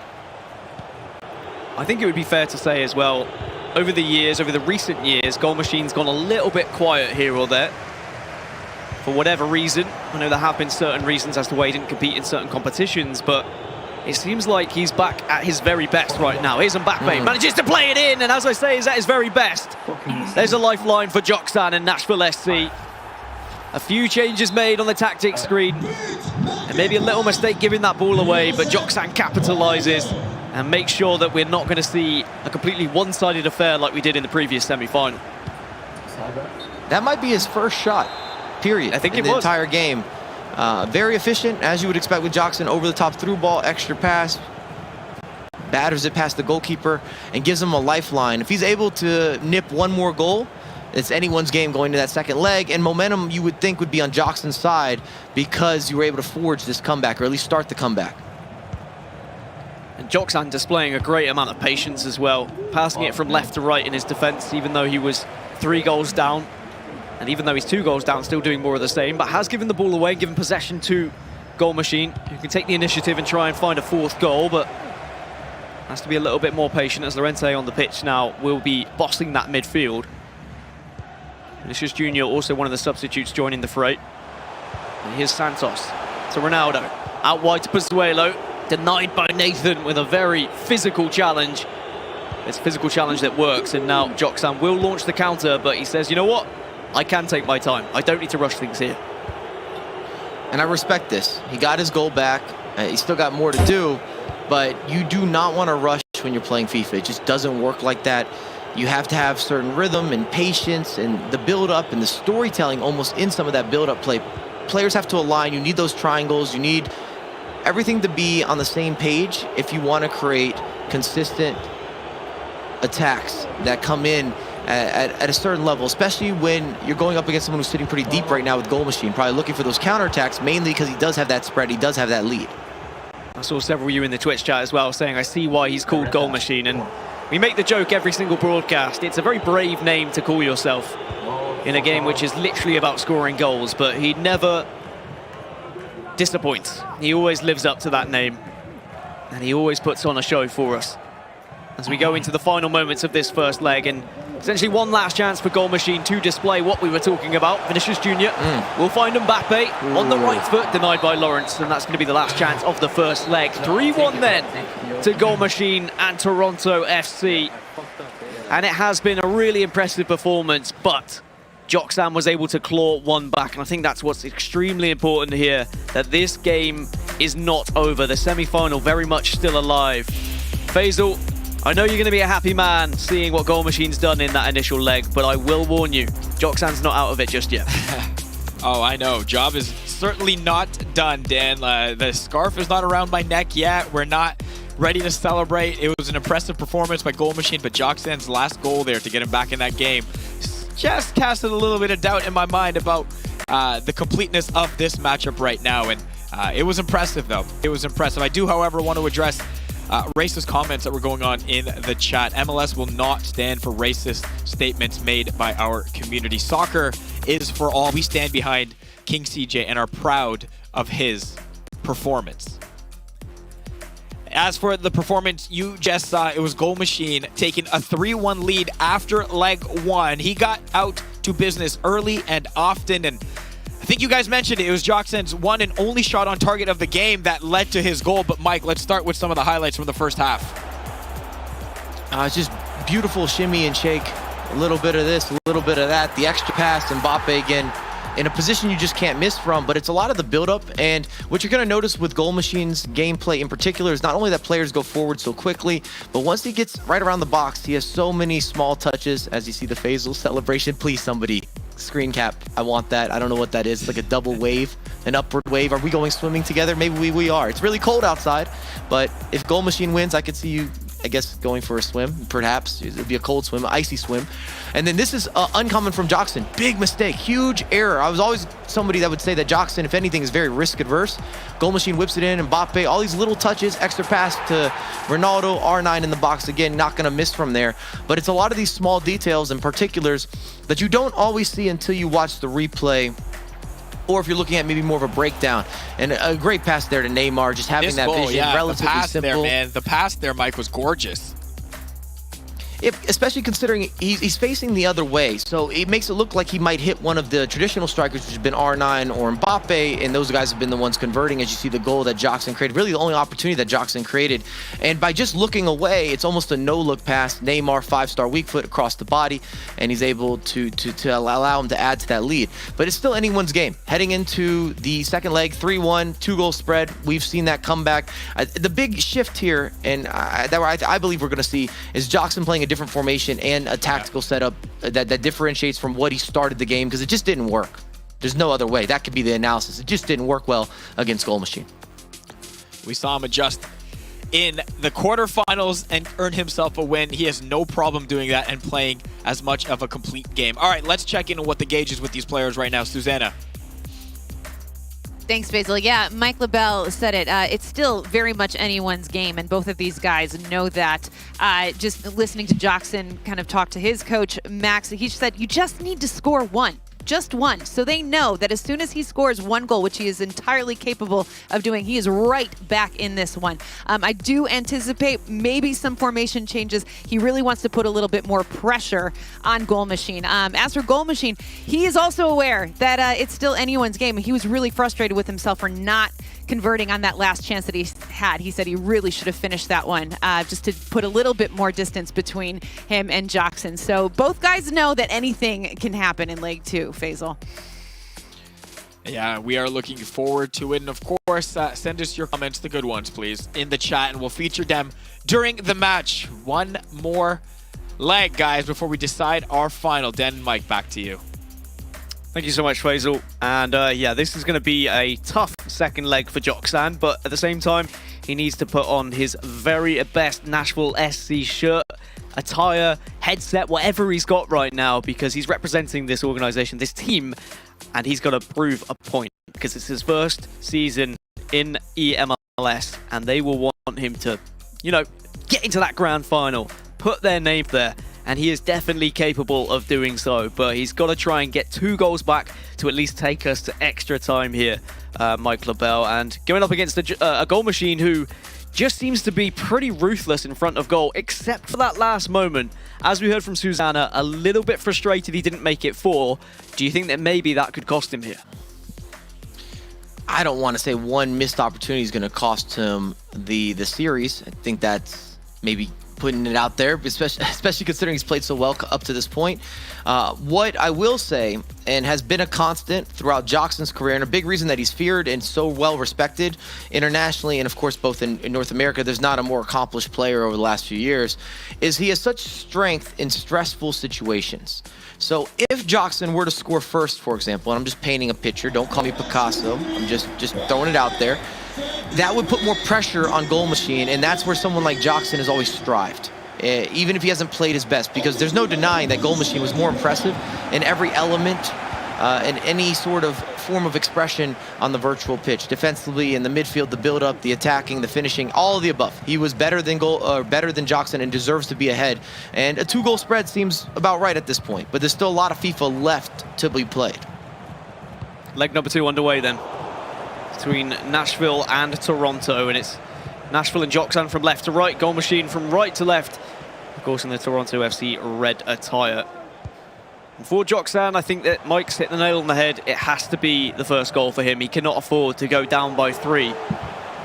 I would usually have the rule of 3 when I watch professional FIFA and say if anyone goes 3 goals up, if you are pro, you should not give up a 3-goal lead. I have seen it happen, but I don't think it should happen considering the tools that you have to play a little bit more defensive. Just hold off, be a bit more possession-based. And here comes Joxan, looking to try and write that story, looking to try and give himself the opportunity to get back into the game. Duncan and Sanchez under a little bit of pressure. Goal Machine not making this easy for Joxan whatsoever. We know that Joxan's going to look to press Goal Machine a little bit more, but it looks like Goal Machine also being pretty relentless with pressure of his own. Here's Santos, plays it into Ronaldo, but denied by Marquinhos. And to build off of your rule of 3, if anything, we'd say it's uncommon, infrequent, would be probably putting it lightly for those comebacks. They do happen, but 95% of the games, once you have that 3-goal spread, that's going to be it. Of course, we saw an even bigger deficit in the first semi-final. It was 11-0 in the end to Paulo Neto over King CJ. Something that's never been seen before in the eMLS. History was made. As here comes Joxan, trying to make that comeback. Lawrence is going to be isolated ever so slightly, but Santos does well to come back. Joxan controlling the players successfully to manipulate them in a way to make sure there's plenty of passes on board. R9 into Santos, tries to get it back to R9, but that's the problem. Sometimes even though you've got R9 and Mbappe and Neymar on the pitch, if you can't find those 3, you've got to try and make it work with the other players, but that's great defensive work from Joxan. And Joxan's doing a better job of getting into dangerous areas. We haven't seen a breakthrough yet, but we weren't talking about him being in that final third at all in the previous game or in the first leg. He made so few chances, he was never really in the match. Neymar in the box, does play it across, the keeper makes a mess of it. It's not something we often see from Donnarumma. But just about manages to keep it out of the back of the net. And we will now see Goal Machine regain possession. And he just needs to make sure he doesn't allow Joxan to get that goal too early here. And if you're Joxan there, you have to be a little frustrated because you had the player in the right positioning, but he makes a run that's closer to the goalkeeper. Whereas if he tracks back a little bit, you should be able to square it. Neymar tries to put one into the box as well. And still pressuring, but throwing in favour of Joxan. You do feel like the counter-attack possibilities are going to be there frequently frequently here for Goal Machine as Joksan looks to send more players forward the further we get into this game. There's Just pass Mbappe it to me. making I'm the open. run. Come on. Wait, It's Nathan somebody's as on the well, so it's pitch. usually a race that is going to Wait, be is that my won. freaking Nathan DoorDash? scrambles back and shows his physicality. It's difficult to show any sort of presence against the pace of Mbappe, but that has worked wonders.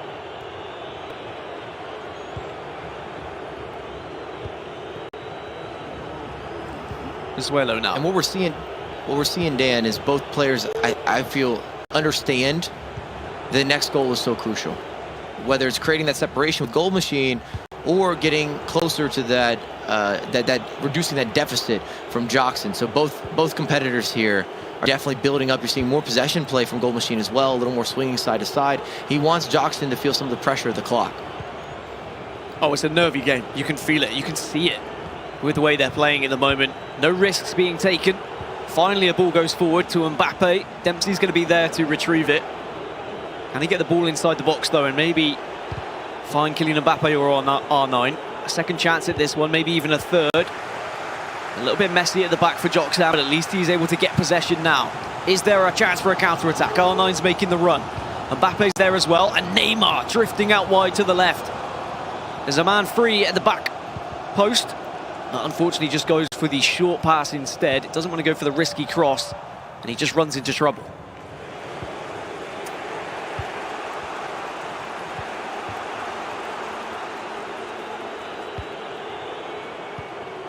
Sanchez now into Pozuelo. You really can feel it. You could cut the tension with a knife. Both players know how important this next goal is going to be. And there's still 45 minutes to play after this half as well. Potentially extra time on the horizon if Joksan can find a couple of goals. But for now, it's Goal Machine who's still in control and looks to try and make that lead even more so now here with Mbappe, who's using every little bit of footwork. Clint Dempsey, can he be the hero? No, he cannot. He's denied quickly. And I like what I'm seeing here from Goal Machine as well. He's adjusted. He talked about having that versatility. He's now playing a lot slower. He's using the clock to his advantage while still looking for offensive options. And he's mixing up his press, whether he presses quickly and then sits deep, or he decides to sit a little bit deeper and look for some of the counterattacks. Either way, it's a smart adjustment. He's playing a little more passive and a little more defensive, but he knows that he has the 2-goal spread and that Joksan hasn't been showing a lot of offensive promise. It's another ball that goes wayward for Joksan, but it doesn't matter. He knew that it was a free attack and knew that it was going to be the halftime whistle of this second leg. So Goal Machine still holds on to his 2-goal advantage after leg number 1 here. And Joksan, even though he's been better, Mike LaBelle, still hasn't been able to break that deadlock in leg number 2 here. So I imagine we're going to see even more changes tactically. He's been better, but he still hasn't been innovative. He hasn't been inventive. He hasn't been original. He hasn't been prolific. He hasn't been that productive offensively. That's the reality. And again, a lot of credit to Goal Machine. If anything, I feel that he has done an amazing job adjusting on the defensive end and making sure that we're not talking about Joksan. He's not putting him in positions to succeed. As you can see here, we're going to have some shifts from Joksan as well in terms of what he's going to start the second half with. Expect more aggressive play and trying to force some of those mistakes. Well, just quickly before we get into this second half, we want to hear what the coaches had to say. So we're going to go inside the headset presented by JLab. Yeah, it's fine. You still lead with 2 goals. You know, you play way better. It is still 2 goals. You just keep playing again. Like. All right. This is it. Come on. 90 minutes, just focus, bro. 90 minutes focus, come on.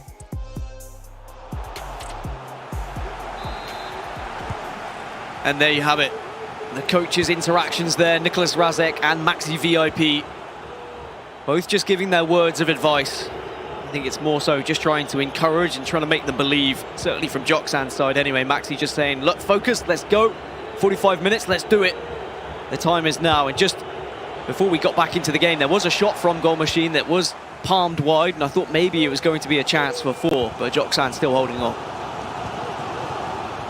And we talk about the importance of coaching, but especially with having the likes of someone such as Rasik. In my opinion, Rasik not only is one of the most most successful competitive players over the past few years, he's also a competitor that is amazing at pivoting and adjusting to opponents and frustrating opponents and seeing out games. multinational as well. That's what we've been seeing throughout eMLS. We had Tex as a coach. Of course, Tex from the UK, and now Nicholas Razek from Germany. Just seems like Europe want to get involved with the eMLS. I'm not surprised with how impressive the competition has been. And all 8 competitors that managed to get into the quarterfinals were historic names in the North American scene and internationally recognized as well. As are the 2 players you're seeing on your screen. Joxan, who's won international events. Goal Machine, who's qualified for said international events. They know what it's like to be at the very tip-top of FIFA esports. But can Joxan use that experience to get back into this game? He still finds himself 2 goals down. Goal Machine gives away possession, but Joxan gives it right back. There's a few wayward passes. Would suggest this is starting to get a little bit nervy. Well, and Joxan's cued the pass as well, or sorry, the pause as well, because he's not liking what he's seeing. There's too much possession play for Goal Machine, and that's, again, you have to give so much credit to Goal Machine and Nicholas Rastic in terms of being able to swing it side to side, take your time with a lot of the build-up. It's just not his natural way of scoring goals. It's not his natural gameplay, so he's adjusting this to try to see out this matchup. Joxan gets a little bit fortunate there, almost gives the ball away, but he's able to rescue it as Lawrence scrambles back to retrieve the ball. David Ginola now on the pitch, his giant frame in the middle, but also so quick and nimble on the ball. Oof. Here comes Goal Machine on the counter. Joxan denies as his line is a little bit higher now. He is going to be vulnerable, but R9 making that run on the left, doesn't go for it, goes to Mbappe on the right, but Nathan steps in. The big man does it again.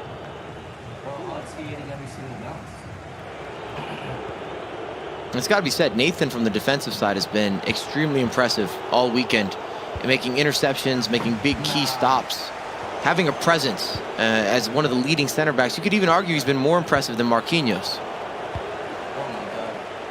I'd agree. He really has been the shining star in many, if not the majority of games. Is now Goal Machine's playing in a certain way where he's under pressure and he's retreating. He's trying to eat away at that clock ever so slightly. But he is going to give the ball away and give a corner now to Joxan. And Mike, we've seen corners go in time and time again, not just in this tournament, but FIFA 22 in general. So this is a really big opportunity for Joxan to get back into the game. And Joxan's revving up the depth. He's turning on the constant pressure. You're going to have a much different matchup than what we've been seeing. I would even go as far as saying Goal Machine's either going to add another goal because he's going to have so much space where he's almost forced to go forward, or we're going to have a potential comeback or just at least opportunities being created from Joxan.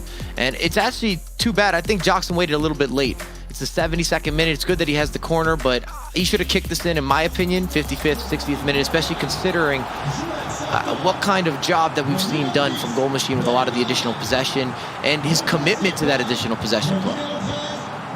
Corner is taken short. Out to Santos, back post. Will the header loop in? And it does! Donnarumma gets a hand to it. And I said maybe, just maybe, the corner could be what Joxan needed to get back into this game. And after making all those tactical changes, it's Marquinhos at the back post who does the job. Game on! 3-2. I think Goal Machine's going to be furious at his goalkeeper. And that was almost in slow-mo. One of those moments, no, no, no. As we have a replay, just this looping header. We do see this goal go in, but it typically has a little more pace on it, a little more added oomph. You see Santos, you see the header almost off his shoulder. It's in the corner. Donnarumma with a poor animation. It hits the back of the net, and now it's anyone's game. And this is what I said going into the second leg. If Joxan is able to score, he is one of those players that does shine with pressure. Always has, and I'm sure will be a guy that always will. And it's a reason that he's been, again, a multi-world champion, a multi-national champion, is because he's able to grind out a lot of results and he never quits in games. Because he hasn't had a lot of action in this matchup either. And here we are, 3-2. Just over 15 minutes left in game then for Joxan to try and find one more goal to tie this up. Potentially take us to extra time. And you talk about pressure and dealing with it. It's a very different pressure now for Goal Machine. How does he react to that one?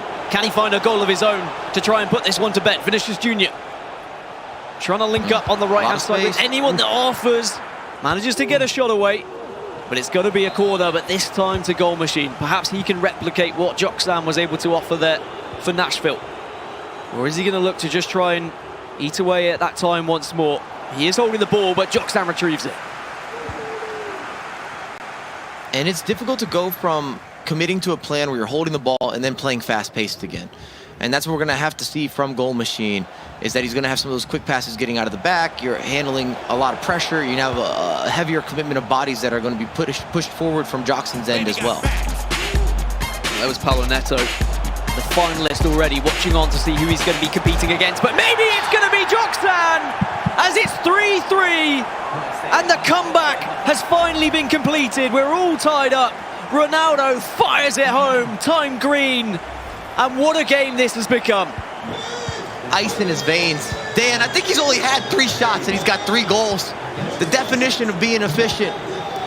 He hasn't outplayed Goal Machine, but it's about converting, and he has done just that. Faisal starting to look a little bit nervous in the wings, I'm sure, as Toronto FC were 3 goals up. But Nashville SC and Joxon have done the unthinkable. I was saying the rule of 3 is usually as far as I go for pro players, and a comeback across 2 legs, it is doable. And Joxon has demonstrated his experience, his veteranship here. And with only a few minutes left and possession at the feet of Joxon's players, you could argue that this game could go in his favor here. He could be the one going into the final against Paulo Neto. He's going to have the last opportunity to score before we get into extra time. And that's what he's waiting for. He's waiting for that free attack now. As we tick over into the 90th minute, he will start to look to make this final attack. Nathan from the back is going to lead it. But now you need to start making a little bit of move towards the other side of the pitch. Here's Duncan into David Ginola. Into Mbappe now. Vinicius Jr. R9 turns and so close to getting the shot away. The animation just didn't quite get there. Goal Machine sticks a leg in. And we are going to extra time in our second semi-final today. And we see the chat erupting, talking about Joxon's comeback. The last finish, great penetrating pass. We might get a replay. It was a green time finish as well, which was crucial for beating the goalkeeper in that circumstance, especially with how good Donnarumma's been, at least overall, generally speaking. I will say he's had a couple suspect moments in this game between that corner kick and then, of course, not getting a hand on that last opportunity. But it was just too much power. And then this last chance, we knew there had to be some sort of skill when it got to R9. He does the roulette. I think it would have been better if Joxon had the roulette going the other direction, if we're trying to just critique it. But it was the right place at the right time. He knows it. Great job with game management. And we're into extra time. And as a reminder, if we don't see goals, we would have our first penalty kick dispute to decide He had to say these it, didn't he, chap? competitors. I did. I had to. He had to say the P word. Criminal. Surely this game won't be decided by penalties. Surely we're going to see a winner here in what has been... Well, it's our best game of the day, mainly because the last one was very one-sided as an 11-0 finish. Paulo Neto and Atlanta waiting in that grand final. Vinicius Jr. into Mbappe, and Vinicius just makes the run off the right back, but it's Goal Machine losing out there. Joxon will retrieve the ball and now can try and launch an attack of his own. And you know full well Goal Machine's going to be nervous now. After throwing away a lead, that's always going to be in the back of your head. And you've got to make sure every attack counts as the offside flag is raised. And Joxon has not switched back to a wide formation. He's playing narrow, which has helped him with the comeback. But it also tells you that he's going to be a little more aggressive and that he's committed to that, which means there should be space in behind for Goal Machine, or more space to work with.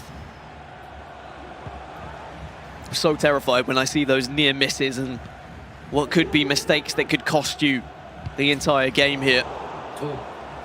As much as I don't want to see a game decided by penalties, I definitely don't want to see it being a mistake. R9, can he latch on? Donnarumma will make the save, and it deflects off the defender to go out for a corner. And we've already seen Joxon find one corner in this tie.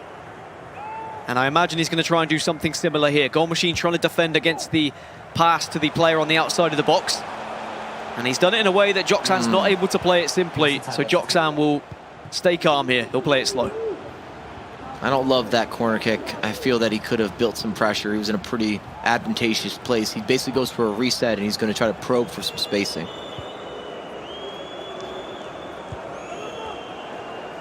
Joxon biding his time. Again, he's looking at that clock and saying, maybe there's one last attack in this half. He's always been a player who likes to play for it as well. Pozuelo firing it quickly at Ronaldo's feet. Now into Mbappe. There's the roulette again! again! And that one gets saved by Donnarumma. And I thought maybe, just maybe, that was going to be it, but it goes out for a corner. And Joxan so close to taking the lead for the first time in this tie, but Vinicius Jr. beats the defender, hooks it to the back post, and Donnarumma makes the save, and the whistle is blown. 15 minutes remain between these two competitors. No. We're talking about inches there, Dan, on that roulette. Opened up just that half second of additional space. Unfortunately for Joxan, I think it had too much height on the shot. It needed to be low or low driven if you wanted to beat Donnarumma in that position. Maybe if he timed it green, would have increased the percentages by just enough. And if you're new to the FIFA space or you don't use time finishing, by you taking that additional risk, it gives you a little more accuracy or a little more power, just a little bit of something extra. And that's the benefit of taking the gamble on timing your shots. Well, you speak of ice in the veins, and you speak of experience. You need to be digging deep now with 15 minutes left in extra time, one half. And it's a very short half as well, and we talk about mistakes.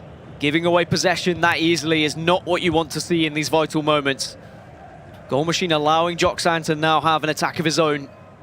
And you know what? I have seen players in this position, even with this much time, hold onto the ball for one final attack and say, look, I'll have one attack and I score it, or if I don't, we go to penalties. It doesn't look like Joxan's going to play that way, but it is entirely a game plan that, for possession players like Joxan, it has gone that way before. And if Goal Machine does just sit back and allows it, it's entirely a possibility. But for now, Joxan gives the ball away. And Goal Machine's not going to be sitting back. He very much will want to press. And there is a lot of room for Vinicius Jr. to stretch his legs. A man alongside him. Ball rolls, plays it across to R9. Is he onside? That's the real question. Yes, he is. R9 gets the goal. And Toronto FC and Goal Machine take the lead once more.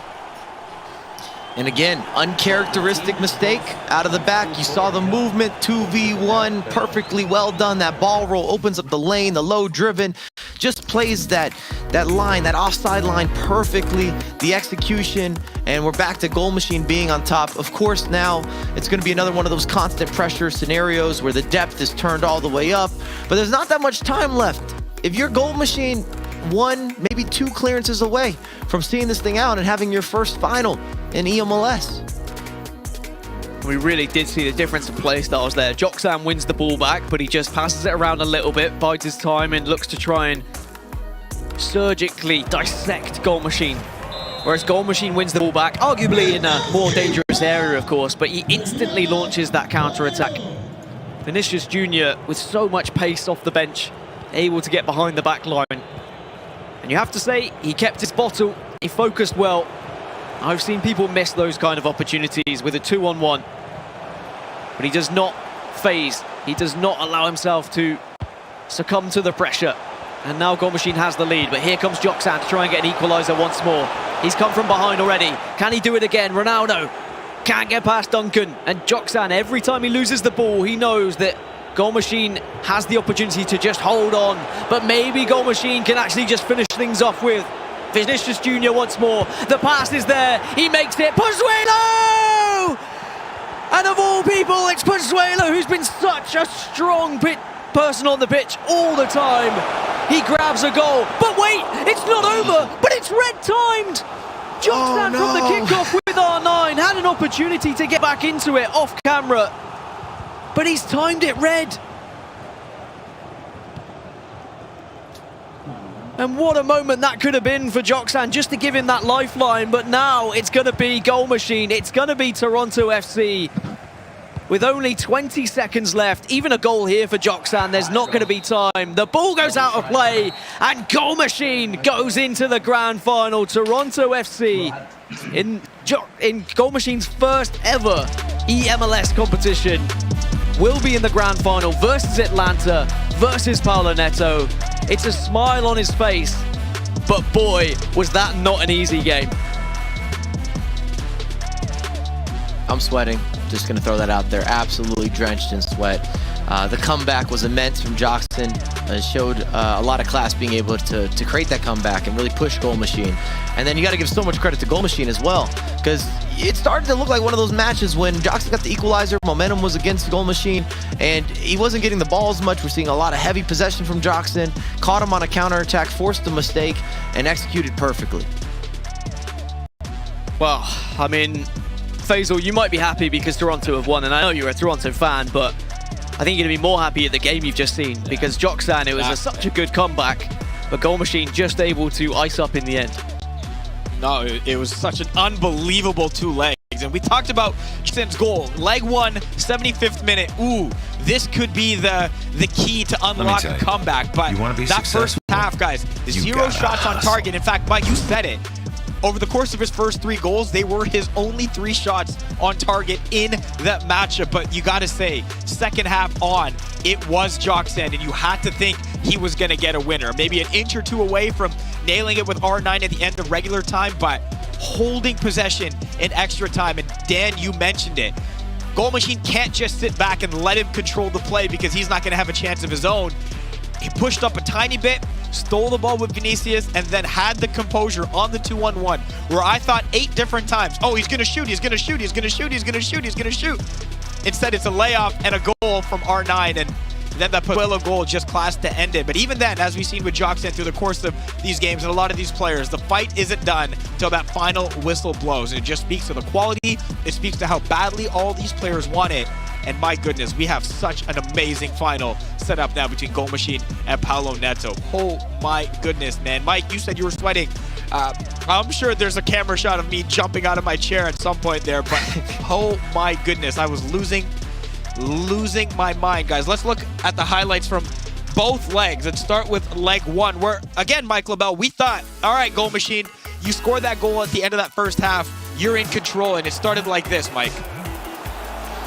Goal Machine just does a wonderful job within the box, finding small little spaces and utilizing them, taking advantage of those spaces, and then he was converting really well. If anything, he maybe should have had a 4th goal even in the first matchup. And what I said was even more impressive. I was see my favorite new celebration, the double hand wave from Faisal, the main man. But what I was really impressed with was defensively. Joxan didn't have any chances, and he wasn't even working the ball into the final third. So it wasn't as if he was missing opportunities or he 1 pass away. As you see, again, Goal Machine forcing a mistake here and making the key passes again. Mbappe wiggling, working, extra pass. Ronaldo steps inside. It looks like another day in the office, but he's doing this against one of the best defensive players, period, just of all time. And he also forced the mistake to start that attack. Here's the no-look pass from Pozuelo that you love. Neymar, weak foot, not a problem, has 5 stars there. And there is this little moment of hope towards the end where you do see this over-the-top through ball out of nothing, the extra pass, well done from Joxan. And then we're saying, well, this could happen. And that was kind of the energy going into the second leg. But again, more of the same, and what we saw from Goal Machine is he shifted his style completely. He pivoted from the game plan. No longer going forward quickly. He was holding the ball. He was doing everything to frustrate Joxan. So much extra possession. It forced Joxan to change and adjust formations. We see a corner kick that's maybe a little bit questionable on the goalkeeping end because it does end up being such a slow, you said lofted almost like header and shoulder that in, Mike. It like the body movement there with the chest and the shoulder was like what directed the ball there. But again, full credit because you got to score how you can. And then there was a lot more decisiveness in this one when you see Santos hits the inside pass, R9, green time finish. Again, 3 shots, 3 goals. Well done. A pro's pro in many regards with how Joxan plays the game. And as we're building into extra time, I think we're all sitting back here saying, oh, this is Joxan's to win because he's got so much of the ball and maybe got a little too relaxed. Big mistake. But look at this counterattack. Look at the speed. Mbappe overlapping. Vinicius. I love how he does his ball rolling in the pass. Shoot. And R9 just waited perfectly. Yeah, dead. Fucking goal, man. I mean, that goal, I was Use the language. so scared that it was going to be offside as well. That was such fine margins for it being offside. That's a camera shot. How about that one? There it is. There's a double celebration as well. Even a few fist pumps coming in. The pockets. It's the pockets, not my fat It's the there. pocket. That is just pocket. That's just pocket. Loose pockets. No fat shaming around here. But this was the decisive goal. Vinicius Jr. laying it off to Pozuelo. And what I was the point I was trying to make in commentary before we saw the final miss was Pozuelo, you know, as one of those 5 MLS players, is such a key feature, key man on the pitch that is going to have to make a difference at times. And boy, did he make a difference there by putting that one in the back of the net. But what we didn't see in the replays there, which happened off screen, we were seeing Goal Machine celebrate. Joksan from the kickoff gets behind the defensive line, is through on goal with R9, and it's a guaranteed goal. But he red times it, spoons it wide. And okay, it might not have made a difference, but at least would have given him the opportunity to get back into the game. And I think that says everything. The red time finish from one of the most clinical and calm players who had been rocked there in extra time. That game was rocking from start to finish, and I can't believe what we've got set up for a final. But before that, let's talk to the winner of that last match with Susanna. It's our player interview presented by Cheez-It.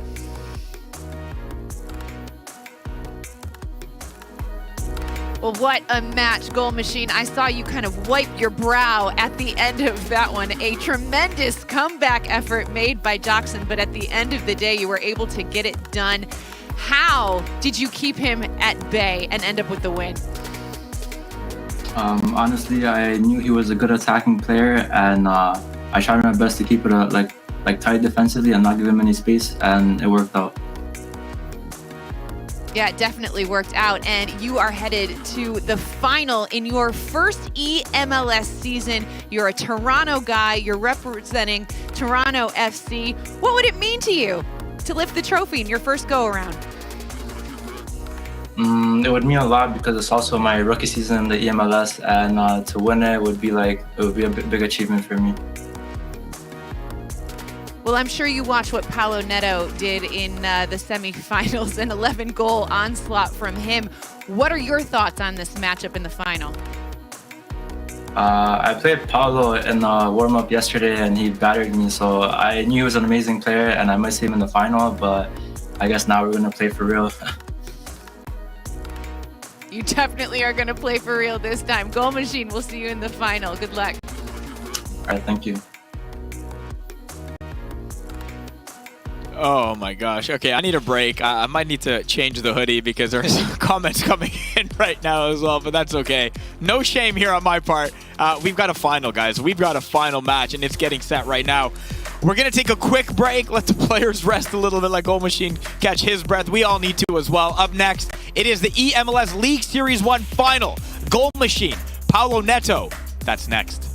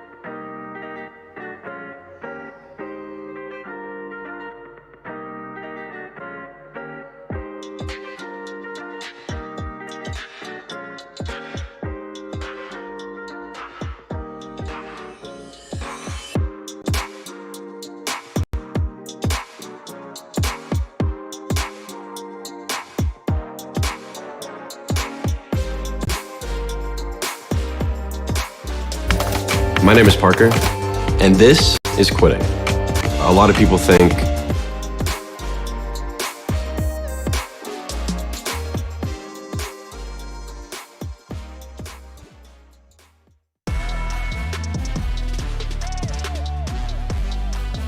Hey, welcome back to eMLS League Series 1 presented by Coca-Cola.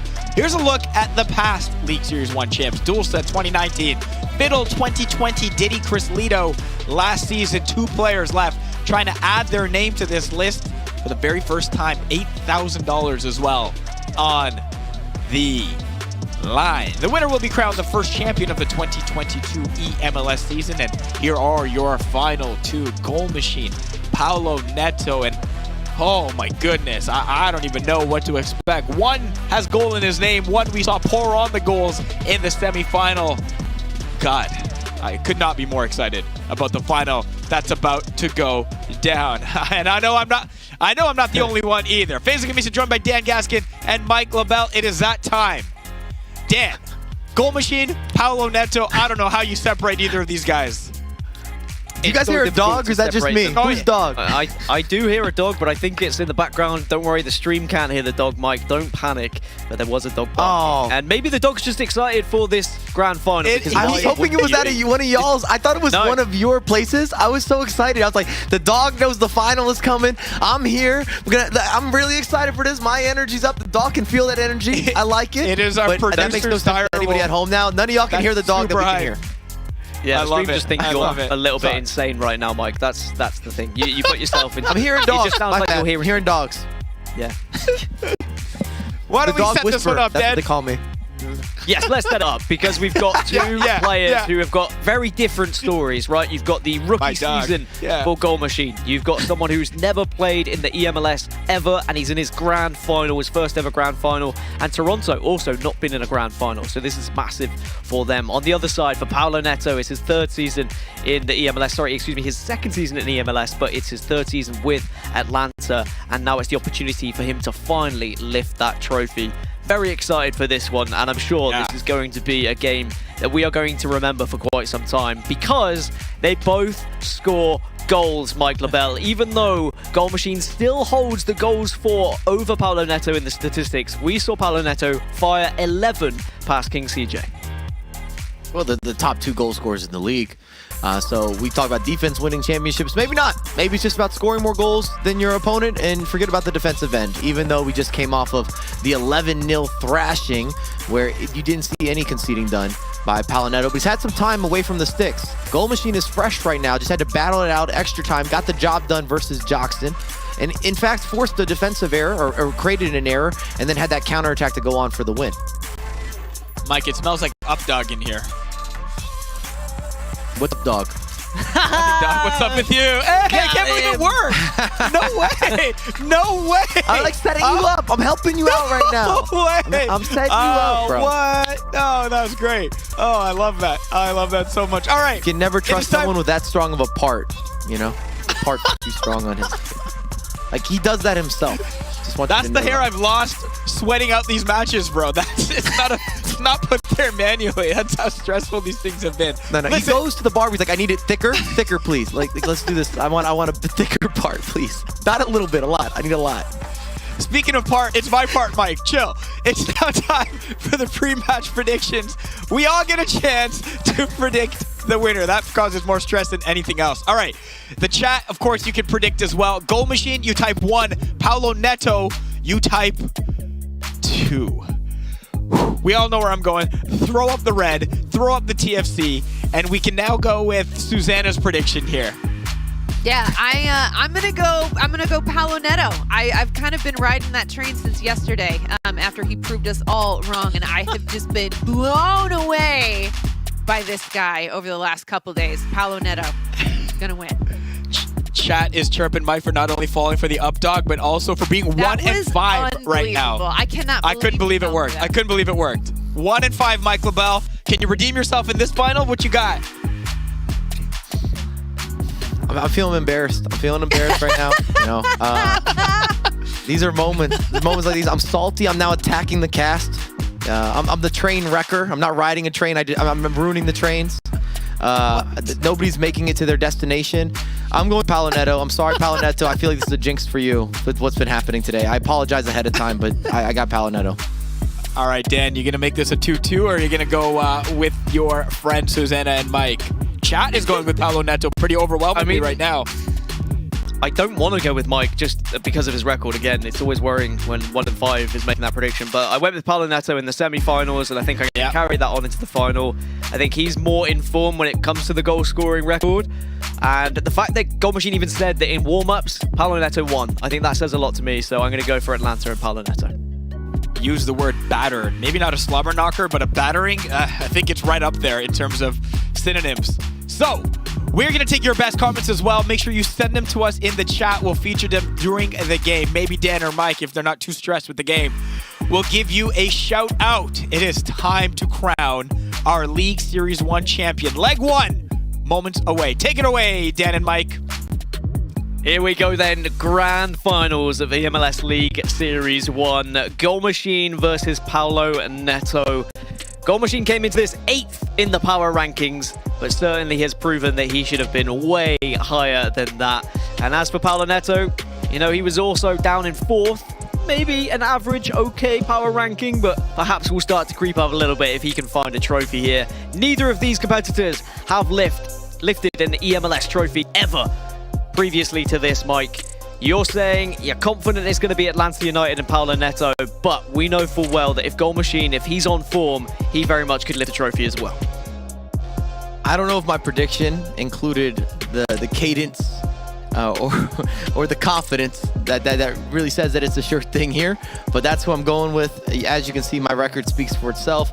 And shout out to the Twitch chat. And if you guys find a better descriptive word than slobber knocker, I'll give you a shout out all day, every day. So all you have to do is beat that adjective. I hope that's an adjective. I'm learning all about the slobber knockering today, live on stream. Well, Mike's learning about the English language, and I'm learning about how amazing eMLS has been. League Series 1 did not disappoint, and I'm sure this grand final is going to be a banger. Goal Machine versus Paolo Neto. Goal Machine attacking from left to right in the red, and Paolo Neto from right to left in the Atlanta United kit. Of course, they're playing in the kits of the teams they represent, and what a proud moment it is for Toronto as well, getting to their first grand final. And I'm sure they'd love it if they could top it all with a trophy for their man, Goal Machine. But he's got a lot to do to beat this Paolo Neto man who is really dominated throughout this competition. He's got better and better from the quarterfinals to the semi-finals. Is he going to hit a ceiling though? Ronaldo tries to take it past Nathan, but will be denied instantly.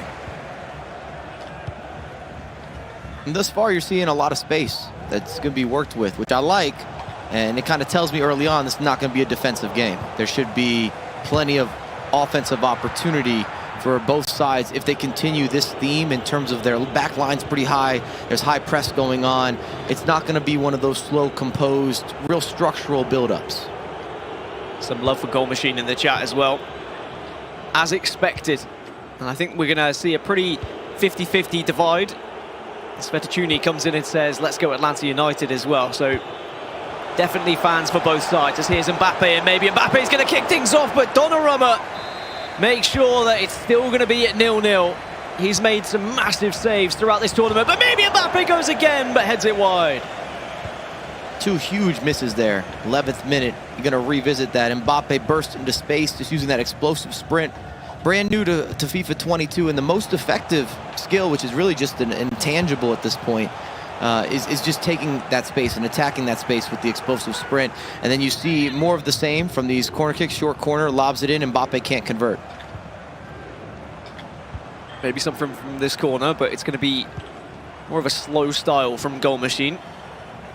Didn't feel like the pass was on or the chip to the back post was on, so instead he reset, similarly to what Joxan had done against him, but also similarly to what Joxan did. He gives the ball away when he's playing that possession style. And now Paolo Neto can look to capitalise on that mistake. Mbappe laying it off to Neymar. Mbappe making the run through the middle, and he will find Mbappe again.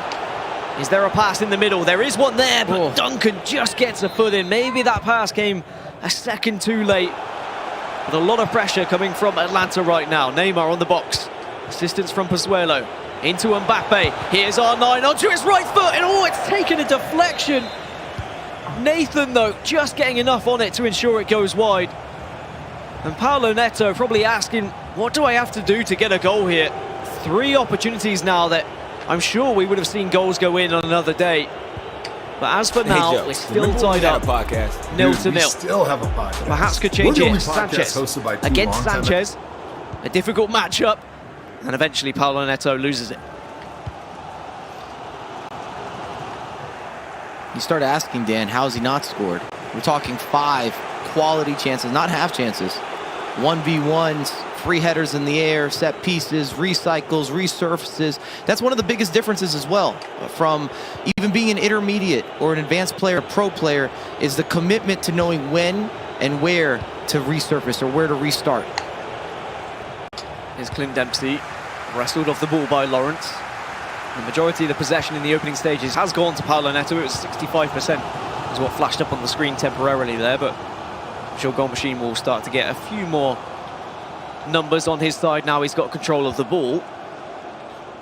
And there has been, you know, so many chances for Paolo Neto in these early stages that I think Goal Machine will probably be a little bit concerned, but at the same time, the fact the scoreline is still a draw at 0-0, maybe he's going to be saying, okay, maybe I can take a lead here. And actually the back post passes on, but he doesn't take it.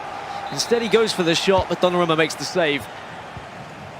And a lot of missed opportunities here on both sides. Neymar. Back out to Sanchez. Needs a bit of assistance, needs some support. Will find it from Dempsey. But now Paolo Neto wins it back. Donnarumma came to play in this matchup. Big saves from point blank range, both sides. Big error. Space to work with. That's a great ball. Clint Dempsey, though, can't quite get hold of it. It means that Paolo Neto can look to try and work this one again. R9. Mbappe to his right, Neymar to his left. Mbappe is the player of choice, but Nathan wins that foot race. Just had the couple of legs ahead of him. And Mbappe not quick enough on this occasion, which seems weird saying that, but it does happen. Now Goal Machine looking to try and make an attack of his own. And I have that Nathan foot item. I have not included him into one of my squads yet, but from watching the games over this weekend, he's definitely qualified to compete at the highest level. Weekend League approved. Sealed and delivered. Mike LaBelle says that you can make it work. And to be honest, I agree with him from what I've seen, but here's R9. Doesn't shift it into Mbappe, and Donnarumma punches it wide once more. And another chance that goes begging. Another chance denied by Donnarumma. And he's been impeccable in goal so far in this series. Full power, top corner, does not matter. Reactions on point, not phased. And I guess it's been night and day at times. I mean, Donnarumma, we were singing his praises throughout the entire day one, all the quarterfinals, but then today, we've seen some small mistakes. I guess some goals given away. Donnarumma not quite getting his hand to it, but different here in the grand final. R9 is offside, so it won't matter anyway, but still more warning signs for Goal Machine. He'll get one last attack perhaps in this half. No, it'll be Paolo Neto who gets that opportunity as it's over the top to R9. Could strike it onto his left foot, but he goes for the dink, and oh, it's pretty woeful, I have to admit. For someone who's been so clinical in front of goal, he went for something a little bit different, Mike. Did not work out for him. And he got baited. You saw Donnarumma come off his line, and then he returned to his line, and he had already committed to the chip. He underhit the chip. I don't think there was enough space for it to work out after we'd already seen Goal Machine bring the goalkeeper forward and then allow him to return to his original placement. And that's kind of the dangerous game you have in those 50-50 circumstances where you're running onto the ball or onto that pathway, and you've got to hit it first time. I'll say this, that is the most eventful 0-0 half that we have seen. There were opportunities on both sides. You saw amazing saves from Donnarumma. You saw shots go wide that maybe should have been on frame. I don't know if the pressure is getting to either of these competitors potentially in this final, because if this was Paolo Neto from the previous matchup, he's converting everything. And the same could be said with Goal Machine. There was no second guessing. Didn't need a second opportunity or a second chance. Rebounds not necessary. The scoreline definitely does not tell the full story. As just to confirm, Paolo Neto now going to be kicking from left to right. It's a bit confusing because the colours are so similar in the top left-hand corner. Remember, Goal Machine in the full red strip of Toronto FC. Nathan laying it off to Lawrence, and it's some more patient and methodical play coming out of Paulo Neto now. Slowly building this one up. Pozuelo, a little bit of space in the middle, but will very quickly be closed down as soon as he marks forward. Here comes R9, and Donnarumma again, just getting down quick enough. More warning signs, and oh my, what's happened there? Huge error on the corner kick. Rushed it just a tad bit. Didn't get enough emphasis, enough power. And here's that counter attack again. Goal machine, plenty of space to work with. R9 fizzes one in, and Neymar tucks it away. And it was a massive mistake from Paulo Neto. From the corner, plays it to no one. Maybe expecting the pass to go all the way out to the player who's on the edge of the box. But Goal Machine taking full advantage of that on the counter-attack. R9 delivering the perfect ball to Neymar. 1-0 up, Goal Machine in Toronto. And what a cross that is. What a cross that is, Dan. Neymar kind of sneaks in from the back post. Maybe an unwelcomed guess for the defenders, where he's just in the right place at the right time. Not someone that you would expect to maybe get on the back end of a cross, but he was there when it counted. And R9's through again here. This one's a little bit different. It's timed green, but Donnarumma gets a leg to it. And once more, we're singing the goalkeeper's praises. And Goal Machine probably thinking, well, what have I got to do now? I found one, but that should have been two. And Paulo Neto on the counter-attack can maybe punish it. R9 gets past one, can play it out to the right. Here's Clint Dempsey, but Donnarumma again is the man of the moment.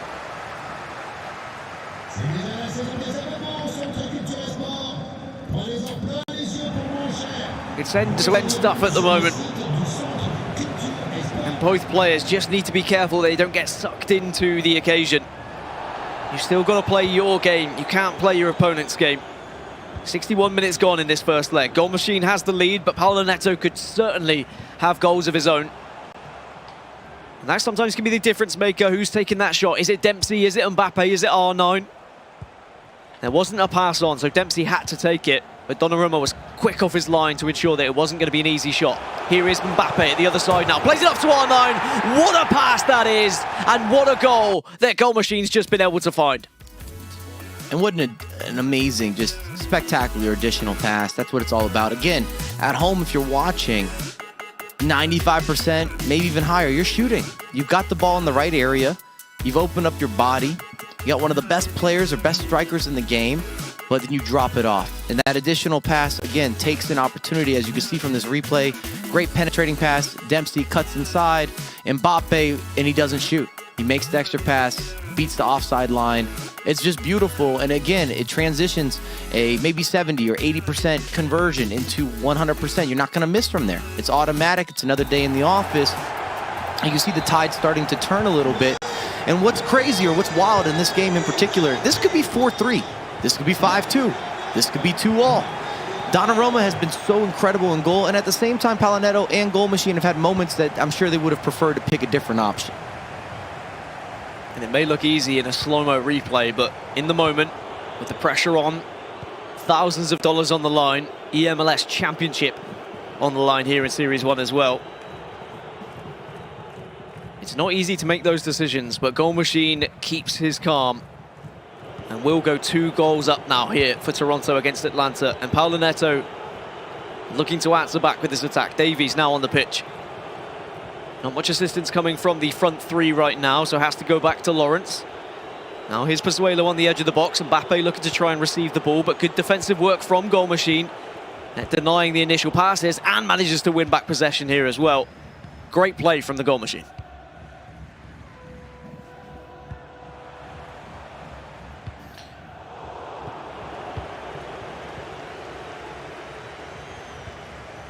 Danger perhaps, though, on the other side now for Paulo Neto. Plays the ball. Bo is now on the pitch. Mbappe to Ronaldo. Could hit it if he wanted to, but Marquinhos denies it.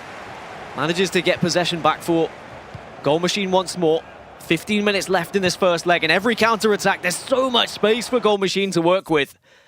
As we'll get back into that game shortly, but it was 2-0 as we left it.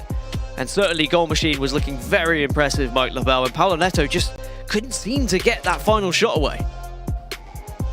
He got the shot away, he just wasn't able to beat Donnarumma, and there was a couple that also went wide that in a different circumstance, or maybe you're a little more composed, or whatever it could be. We can add in all sorts of different factors. We talk about mentality a lot, and it's worth revisiting some of the history within eMLS. 2020, Portland, League Series 2. Palanetto found himself in a final, lost 2-0. It's currently 2-0 in a final once again. And that might start to sit with you as we're going to review some of the goals and the opportunities, and that comes off a corner kick. It's a massive mistake. You see R9 just flourishing into space, and Mbappe, look for options, feeds R9. And then again, unsung hero here with Neymar on the back post, not the usual player in that position. Sneaks in, volleys it home. It's a beautiful pass. And that hurts your confidence, hurts you internally, hurts your soul, your FIFA hearts of hearts. You're saying, what happened there? How can I make such a simple mistake? As you see more celebrations from Faisal. There's going to be an additional one of those coming soon, I'm going to assume. Mbappe, this extra pass, gorgeous. Vision beyond 2020. And again, you're not making that pass. And that's not a disrespect towards you. It's a compliment towards them. We've all played a lot of FIFA. We're consuming the content. We're looking for everything. We want the details and the particulars. We want the storytelling and the narrative. But that extra pass in a moment like this, oh, something special, and it allows you to create that separation. It's a difference maker. We will get back into that game shortly as the internet issues are resolved between the two players, but I think Goal Machine will be delighted with the way he's approached this first leg. I mean, considering the fact, Mike, that he lost the warm-up game against Paolo Neto coming into today's competition, that's always going to play on your mind. But at the same time, the fact they were able to play that warm-up game against each other, they wouldn't have known they were going to meet in the grand final. You can learn a lot about a player when you're playing in warm-ups, even though, okay, maybe they're not always going to show all of their hand, right? They're not going to demonstrate all of the tricks that are up their sleeves. You can certainly realize if they're going to be a defensive player, are they going to be an offensive player? And maybe Goal Machine just has something sussed out against Paolo Neto here. As we re-enter the game in the 75th minute, Goal Machine in possession, and we'll see whether Paolo Neto can get back into this one. I actually believe a key moment in this game isn't even the goal and the mistake, but actually maybe even the first 20 minutes or so that he was able to weather the storm, because Goal Machine wasn't looking too hot. He was giving a lot of chances, flourishing of opportunities to Palanetto, but he didn't give up a goal. Whether that was Donnarumma making a save, whether it was the last step or the last touch, it worked out for him. What a ball that is, and what a finish it is as well. So off the restart, Paolo Neto grabs one back.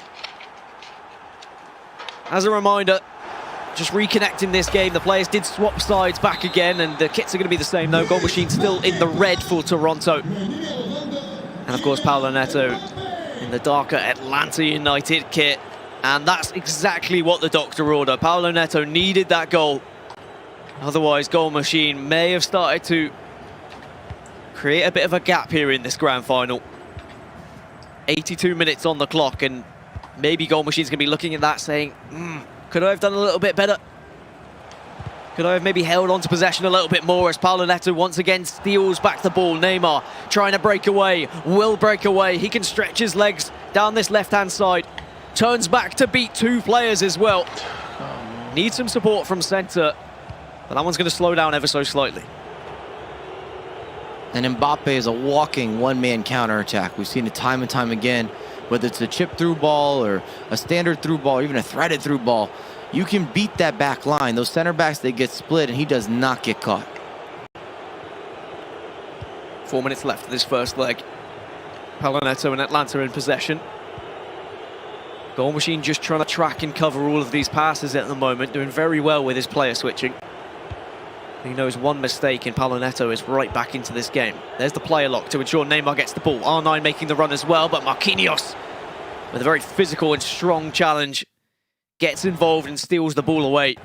And now we're going to see Goal Machine on the counter-attack. Mbappe's making that run on the right-hand side, but Sanchez holds on to it for now. Pozuelo gets it, but Duncan cleans up the pieces. And maybe one last final attack here for Paolo Neto. It's over the top again, but this one should be rescued by Marquinhos. It will be rescued, and it will go out of touch. So 2-1 to Goal Machine after the first leg. And Mike, Paolo Neto, at least he's back into this game now. I feel that both competitors will be okay taking that as the first leg result, mainly because Paolo Neto, if you're reviewing his gameplay and he's having that discussion with his coach, he realizes he missed opportunities. And the fact that he's got one on the board, it's still anyone's game. A 1-goal difference means very little in FIFA. Often it can even work to your advantage. If Palo Neto were to score here, evens it up. And again, I'm just projecting, not manifesting, or presenting a scenario, shall we say. It might work in his favor to add more to it because he can take that momentum and then apply that additional pressure. And then, of course, Goal Machine. Why would you be upset? You're up a goal. You're in the finals going into the second leg. I do feel that it's way too early for him to set up shop. If you recall, in the previous matchup versus Joxon, he had a 2-goal advantage, and he looked to play a lot of heavy possession.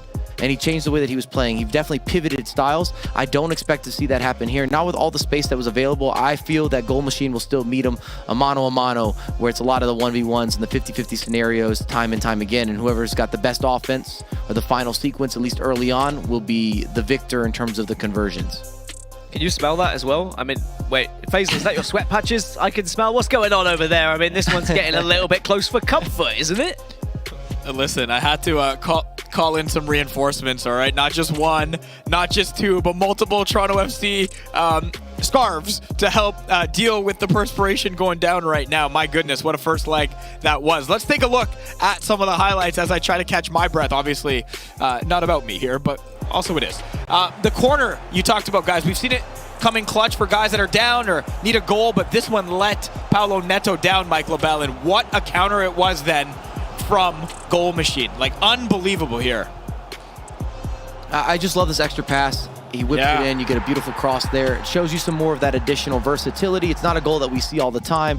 And that corner kick error is almost like a goal kick error in FIFA. It's just so uncommon in general, yet alone from professional players. So maybe you're feeling some of the pressure, or it was too rudimentary, excuse me, and you have that error. There's a celebration. Also, I don't know if it's a Canadian thing to use scarves as ways of dealing with your sweat. I don't know if I like that. I'll never borrow a scarf from you.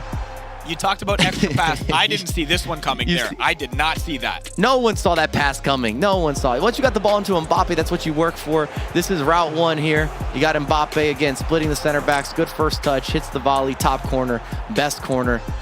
Goalkeeper can't do anything about it. Donnarumma slightly off his line, and it floats into that top corner. And it gives them hope. It gives them ambition. It gives them a reset. That's really important for the second leg. So it's still anyone to play for heading into that second leg. And as I stated, I think both players will feel okay with where they're at.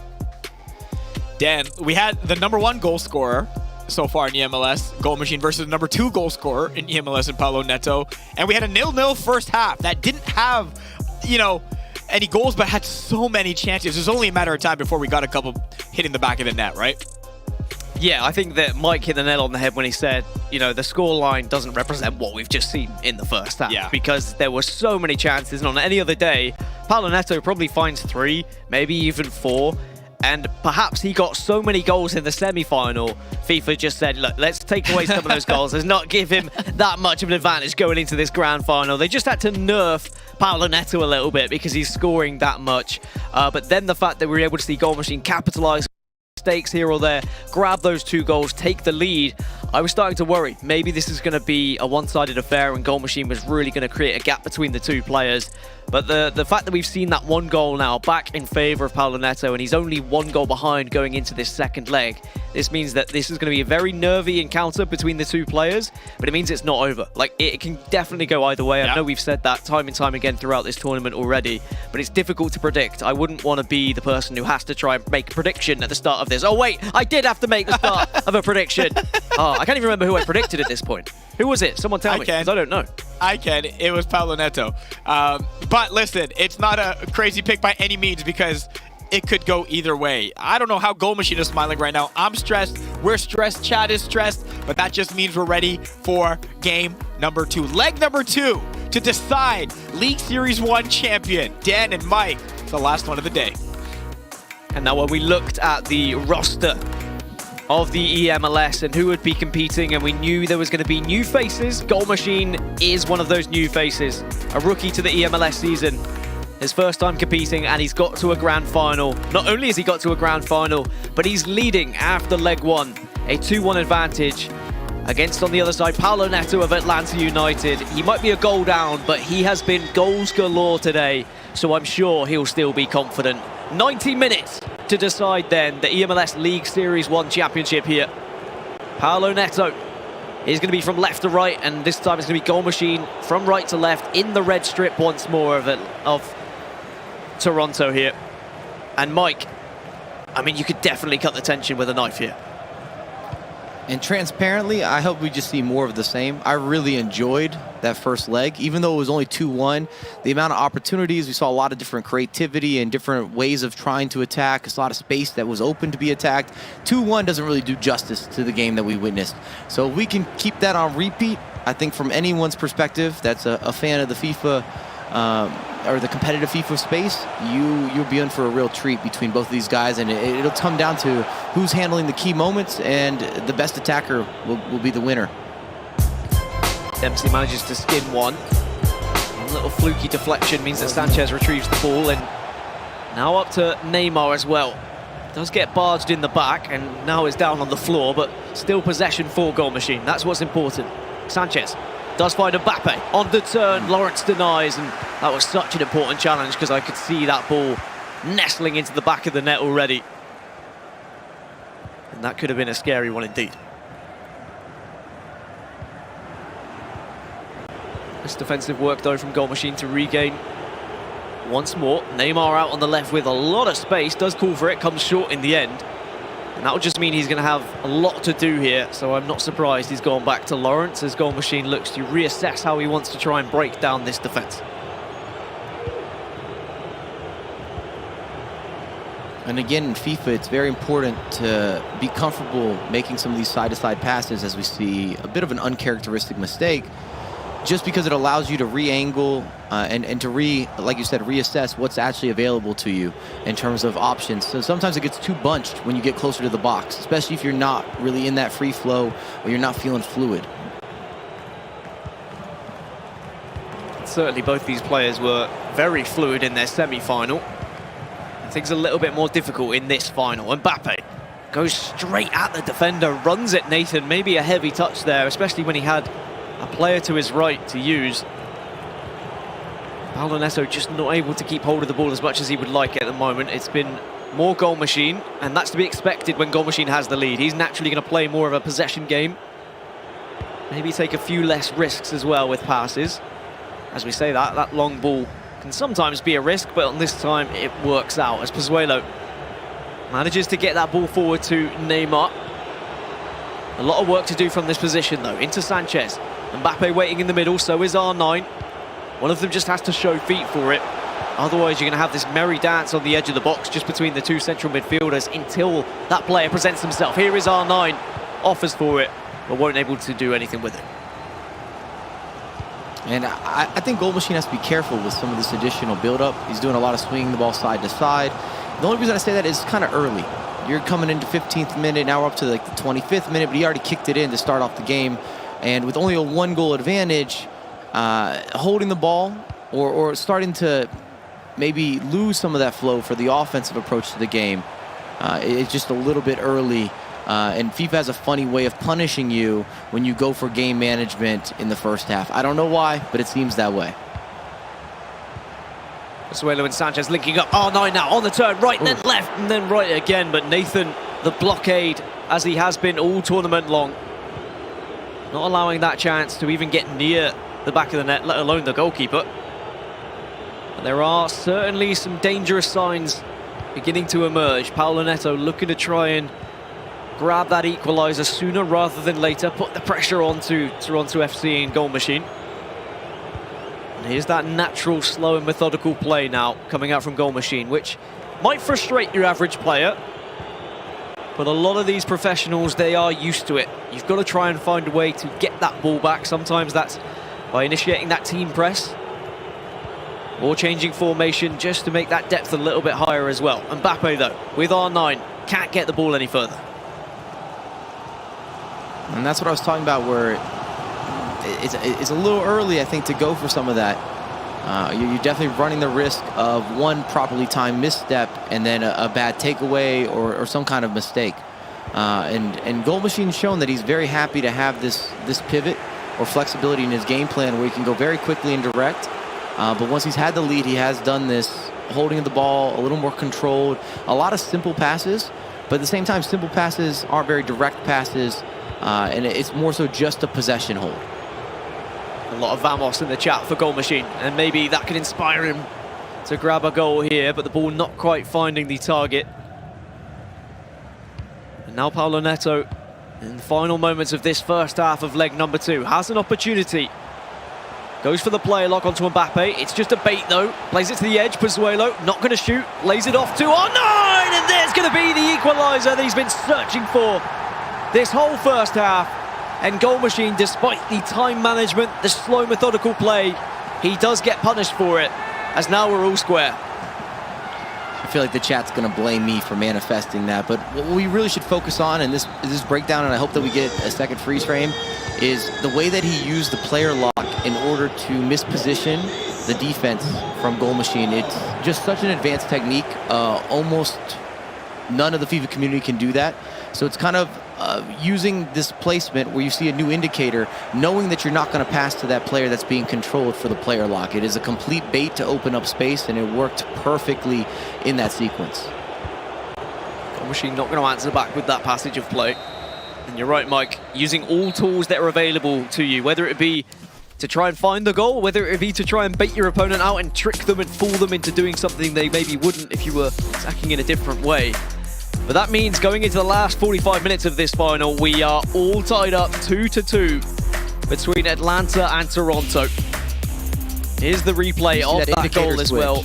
Just look how much space he created with it, Mike. It was always going to be a dummy run. It was just to divert the defense, and it worked as good as you could have asked for.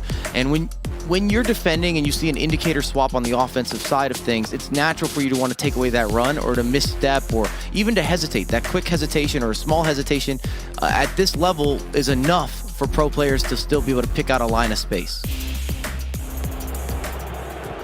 Well, it's crunch time. 45 minutes left in this final. Unless it stays level, and then of course extra time on the horizon, and maybe, just maybe, a penalty shootout if we need it. But at the moment, it's Goal Machine coming forward with Neymar. Hasn't found too much success in his attacks in this leg so far. But here's Pozuelo, denied by Nathan, who again has just been that real thorn in the side to everyone in the back four, wrestling that ball back and being a very physical presence. You got to give a lot of credit to Goal Machine as well, being able to kind of switch between two different styles or two different looks. When I've played FIFA, if I'm going very defensive or I'm holding the ball and then I want to be very aggressive, it's hard for me to go back and forth on the fly. Mbappe lays one off to Ronaldo. It's going to be a finish as well. And the comeback is completed. Paulo Neto, from 2 goals down, finds himself 3 goals to 2. And Atlanta United take the lead in the final here of eMLS League Series 1.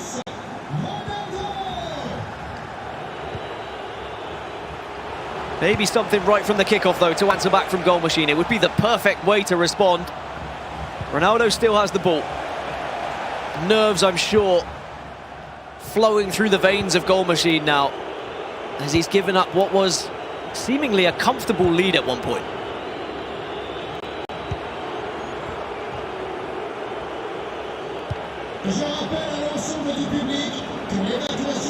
Still with possession though is Goal Machine. Paulo Neto not able to win that ball back, but he can afford to play it a little bit slower, a little bit more passive. His Goal Machine probably thinking back to that goal, thinking back to what he could have done a little bit differently, but now Paulo Neto, he's feeling it. The energy's with him, the momentum alongside him as well. There's the player switch to Mbappe, who just loses out. A bit unlucky with the touch there because the back post was wide open. If it goes to Mbappe, the switch is definitely going to be what's coming next. And now you start asking, well, when are we going to see a change from Goal Machine? Because if you're Paulo Neto, now that you're ahead, you're going to assume there's going to be some additional possession play, some of these more baseline passes. You're already seeing multiple switches of the pitch, and then you're going to look to probe and potentially extend your lead. Goal Machine wins the ball back and still has a lot of time left, so changes will come, but doesn't need them at the moment. Mbappe, plenty of space in front of him on Donnarumma. What a save once more. A long corner out to the edge. Neymar tries to just elastico past Ronaldo, but counter-attack is on. It's a 3 versus 3. That's going to be offside though. Fine margins, but it will be offside.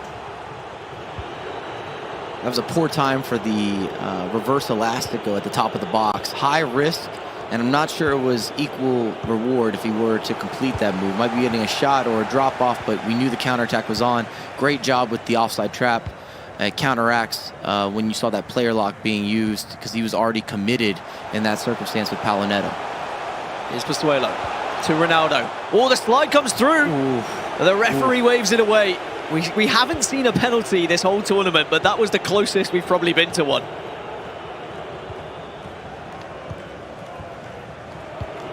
Here's Mbappe. Dempsey now on the right-hand side. Goal machine, 20 minutes to try and find an equaliser. Neymar gets denied by Duncan. Still in possession though, our Toronto. Here's Ronaldo! Oh, Nathan! Neymar! No! Still can't find the goal! What a time for the extra pass, Dan. Once he got it with Neymar, I know it's difficult in that moment, everything's reactive, but he had the layoff, he had to pass across. Did not have to challenge Donnarumma. Neymar still has the ball though. And Goal Machine trying his best to break through. The pause has been cued, but the counter-attack is on. Lots of space on that left-hand side. There's the lofted through ball. This would be a killer blow for Paulo Neto. But he just keeps possession for now because he's been absolutely hassled there by Marquinhos. Still does have the ball though. And with every pass, that time is ticking away. And Goal Machine knows this.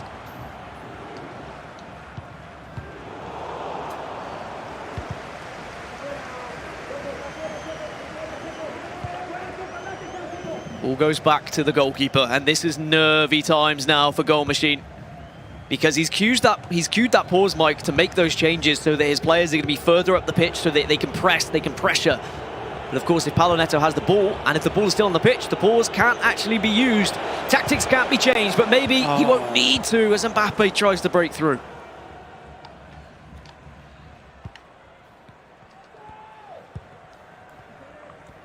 Seven minutes left on the clock now. The eMLS League Series 1 title on the line. Paulo Neto mere moments away from lifting his first eMLS trophy in his second season of asking. Marquinhos wins the ball back for Goal Machine, so there's still a chance here for Toronto FC. Pozuelo over the top. It's a big chase for R9, but he will get there. Does have support in the middle. Neymar on the turn, will he strike it? Pozuelo, can he be the hero? Here's Neymar, shifts it onto his right foot. Mbappe! And it's not over yet for Toronto FC. Goal Machine by name and Goal Machine by nature. Wow. Talk about being clutch and seeing that composure. You swing it side to side, you get the big takeaway, you force the mistake, you see Paulo Neto adding on additional possession, you can't get your paws cued, nothing's going for you, you take it away. Look at Neymar, stop, go, resurface, Pozuelo, back to Neymar. Maybe that was unpredictable, opens up that lane, first time had to be Mbappe, back of the net. Faisal's going for scarf number 3 or scarf number 4. I mean, I heard at the top of the show yesterday, he said he had about 50 scarves, and he might need all of them at this point because this is getting tense. Only minutes left before we head into extra time in this final. We couldn't have asked for a better match between these two competitors. Just when you thought Paulo Neto was going to get over the line, Goal Machine has yet another trick up his sleeve. The last attack of the game, though, or the last attack before extra time, you imagine is going to go to Paulo Neto here as we go into the 90th minute. Just 1 minute of added on time, so has to go forward. Gives the ball away, though. Santos to Pozuelo. Fires it through to R9, and surely it's not going to end like this. Ball roll. Keeper stops it, and oh, no! What a chance that was for Toronto FC. And again, a missed corner. A huge mistake from Goal Machine. But at the very end, it means we go to extra time. I can't believe it, Dan. I was already wrapping this up. I was about to send another scarf to Faisal. If he's going to go outside, he might need all 50. Whoa, unbelievable. Well, this was the goal that got Goal Machine equal and got him level up. Neymar having the vision to see that extra pass to Mbappe. But it was right at the very end. I mean, Goal Machine had the game at his feet. And he went for the ball roll, but Donnarumma is the hero time and time again. Extra time then in the grand final of the eMLS League Series 1. Davies into Ronaldo. Mbappe turns past several players, but it's not enough, and you've got to be careful giving the ball away there. Goal Machine holds on. Nearly a full 360, the difficult way. All left analog work, top of the box. Mbappe with quick turns everywhere. This is back-to-back extra time affairs as well from Goal Machine. Well, he was able to topple Joksan in extra time, winning 5-3. 5 was the magic number yesterday. And perhaps it carries on here for Goal Machine. And it's him now with possession here. Toronto FC coming forward. Lawrence needs to get the player back on side on the left-hand side. Here's Santos. Will fire one in, but Marquinhos is a big blockade in the way. And now with every attack, the counter is always going to be on. R9 makes the run, but I think he was just offside anyway. Fatigue starts to come into the equation here. Players are going to be a little slower. They might be caught off guard a little bit more on these counters.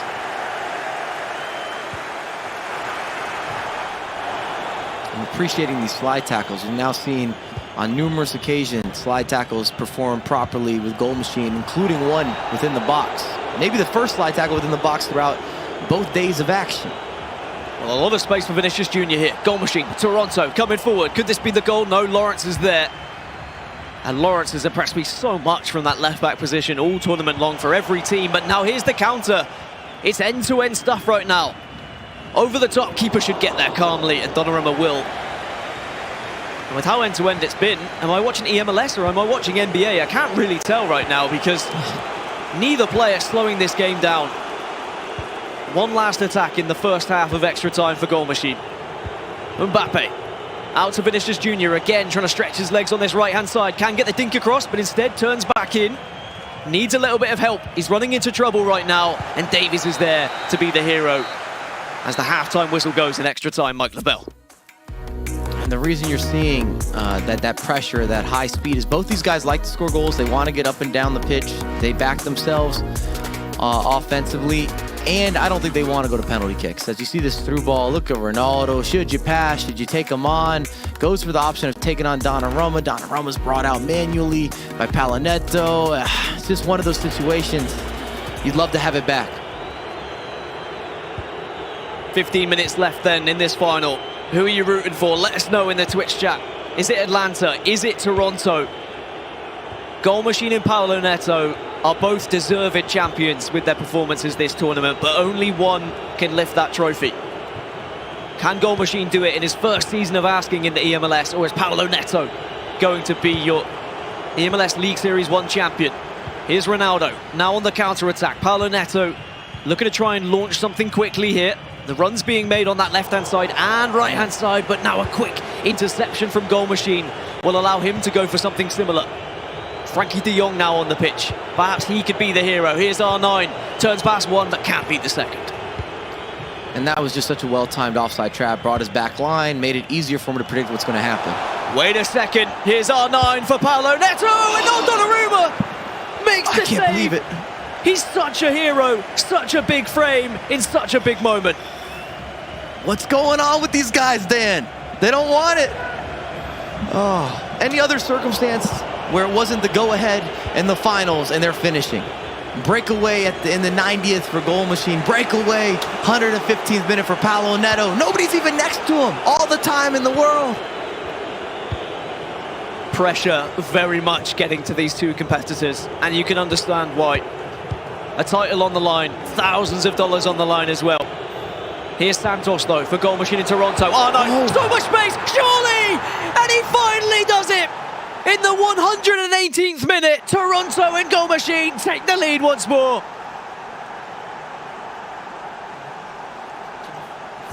What a well-timed pass. He catches the offside trap, dumps it to R9. R9 again, ready to turn.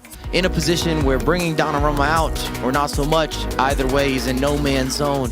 And you see the finish, and there's no time left. You can have the constant pressure moment, but the reality is, you got one more attack from Palinetto, and that's gonna be it. I think we're going into the 118th, 119th minutes. You might have an extra minute of extra time, but that's gonna wrap it up. I'm expecting to see a 3 at the back. You see the replay of what just went down. Kyle Duncan again looking for options. Vinicius, you see the triangle. De Jong, stop, pop, a little bit of a risk there. A mistimed offside trap. Doesn't get there quick enough. In fact, a couple players kept him onside. And we've complimented, or I've complimented Palonetto in a lot of those offside traps, but that was not the moment. Missed time, maybe feeling the heat, feeling the pressure, just missed a breakaway, and he's getting punished. Surely that was the final twist in this tale. But there's one more attack for Palonetto here, but he makes a small mistake. Just about holds onto the ball though. He's coming forward with Mbappe. Lawrence digs deep and does win the challenge, and Goal Machine just has to hold on to the ball. He lofts it up and it goes out for a throw. It doesn't go out for a throw, and that's massive. And Toronto FC and Goal Machine are your eMLS League Series 1 champions. What a game, what a final, and what a moment in his rookie season. He will be your champion, and Toronto FC in their first ever grand final as well. What a moment it is for that player. Congratulations. Well-deserved. Had a difficult route. Had to battle through a lot of different games. If you recall, it started with dual stuff, 4-3. Also in extra time. Went to Joxton, 5-3. Also in extra time. Palonetto in the final, 4-3. Also in extra time. This man battled. Absolutely battled. I can't see Faisal, but I'm assuming that he's jumping up and down. Congratulations. Brand new to the league. And this is definitely a way to make some noise. And commiserations, of course, to Palonetto and Atlanta United as they fall at the final hurdle once more. But there is Goal Machine, and he's going to have that trophy to lift. And boy, is that going to taste as sweet as a Coca-Cola. Faisal, I mean, you were watching in the wings, you've got your scarves out, but Toronto have done it, and I'm sure you're going to be a happy man. Oh my God. Oh my goodness, they've done it, but in the most stressful of ways. And honestly, I can't believe, guys, we have to wait. Oh, sorry. Is this me? I can't believe we have to wait another 2 weeks for League Series 2 because that was unbelievable. Honestly, I'm not going to lie. I didn't want that game to end. I did not want that game to end. None of these guys cared about how tight that was. It was, let's try to score, let's try to score, let's try to score. No defensive shop, no parking the bus. Let's just try to entertain as much as possible. And you could not get a more entertaining final than that. Honestly, and I'll say this, you could not get a more entertaining weekend than the one we had. Everything to play for these players, and Goal Machine left it late. Mike, you mentioned it. Extra time, extra time, extra time. And I think 3 times you said we are so close to penalties, and Goal Machine 3 times said, nah, I don't want that. I'm going to end it here, Mike LaBelle. What a game. Unbelievable. I mean, that's what you asked for from a final. It doesn't lack anything. We saw ambition, we saw drama, we saw big opportunities converted, we saw big opportunities missed. If you recall, Goal Machine had to score late as well, 87th or 88th minute to push into extra time. You saw that clutch factor, someone wanting it more, pushed in that heart. You saw him grabbing the trophy in the animation. They beefed him up, or he's been going to the gym. That man got some arms on him. And it's a great way to join an organization from your hometown and to definitely maybe add your own little voice, because Toronto's always had major expectations, both MLS and eMLS, and we've never seen them in a final, yet alone winning any of eMLS events, whether it's League Series 1, 2, or the eMLS Cup. So this is huge for the organization. You see Faisal is too excited. I'm expecting more scarves. Every time you're off screen, I need another scarf going on. But gonna need another one of these with eMLS on it, man. Gonna need another one of this that has a little E there in 2022, man. Crazy.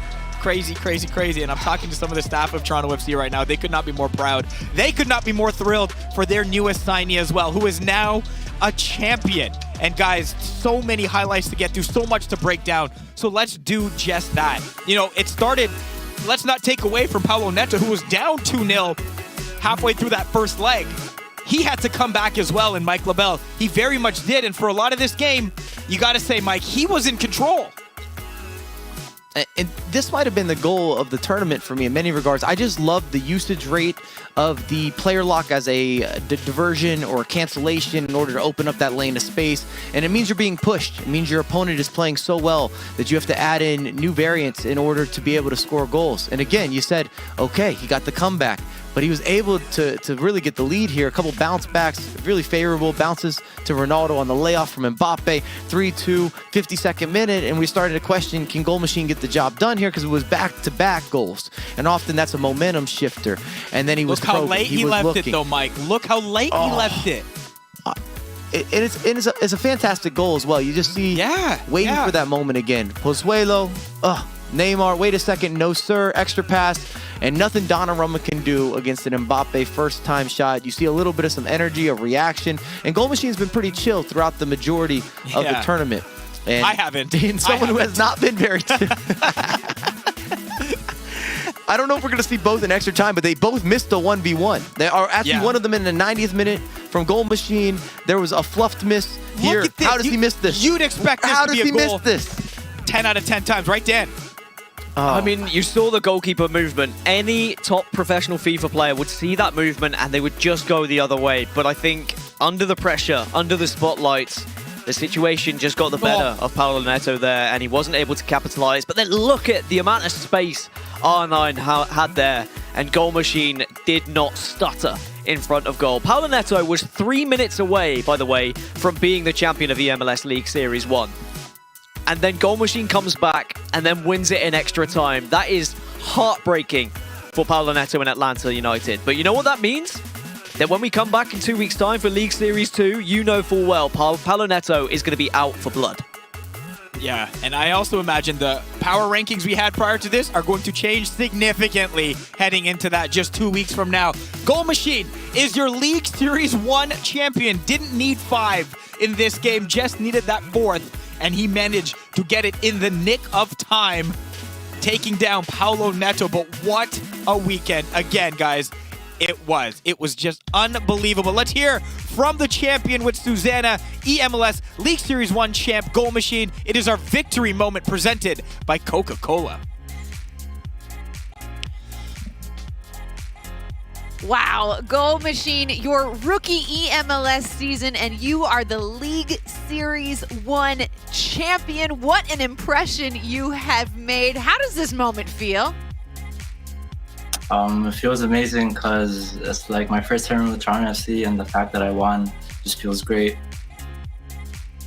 Well, it was not an easy road for you. You had to get through Dulsta, Jackson, Paolo Neto. All of these matches went into overtime.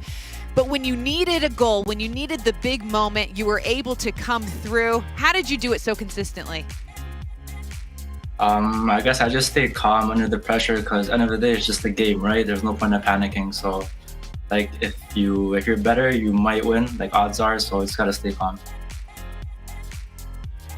Love that approach. Well, in 2 weeks' time, we have League Series 2. How do you continue on with this momentum into that tournament?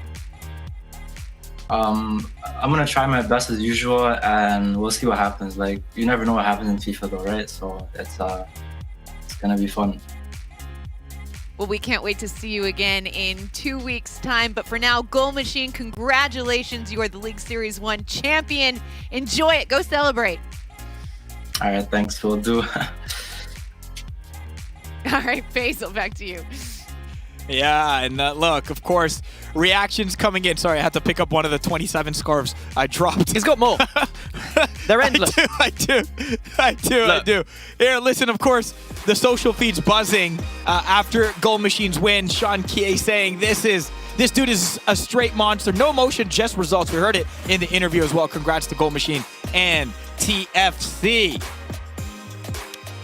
Volte saying congratulations, Goal Machine, hashtag eMLS, hashtag TFC Live at Toronto FC, and of course, eMLS hashtag on Twitter when you want to join the conversation in League Series 2 just a couple weeks from now. That's how we find your tweets. Shane Talbot, Toronto FC, Goal Machine, FIFA, eMLS, nice eMLS debut, champ at Goal Machine FIFA, and of course, the fire emoji and the robot emoji, which we're calling a machine this time around. Eric, of course, first tournament, first trophy, well in Goal Machine FIFA. A little trophy there to signify the win.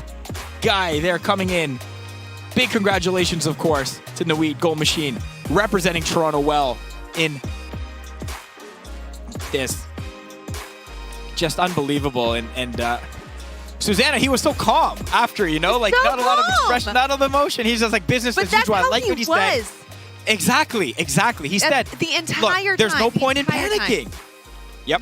No point in panicking, right? Yeah. And when he was playing, even when Paulo Neto came back, I mean, there is literally ice in his veins. He never lost his cool, even talking with his coach. I mean, it was just always like smooth sailing for this guy. And I think that is a huge part of why he is successful and going to be successful in eMLS. It was something to watch, man.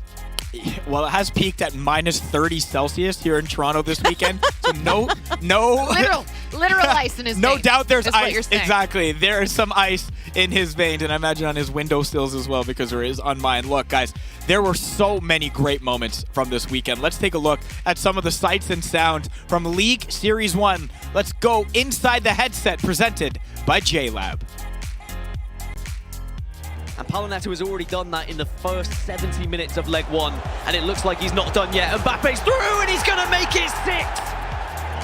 At what point does King CJ just look at this one and say, it's done, it's dusted?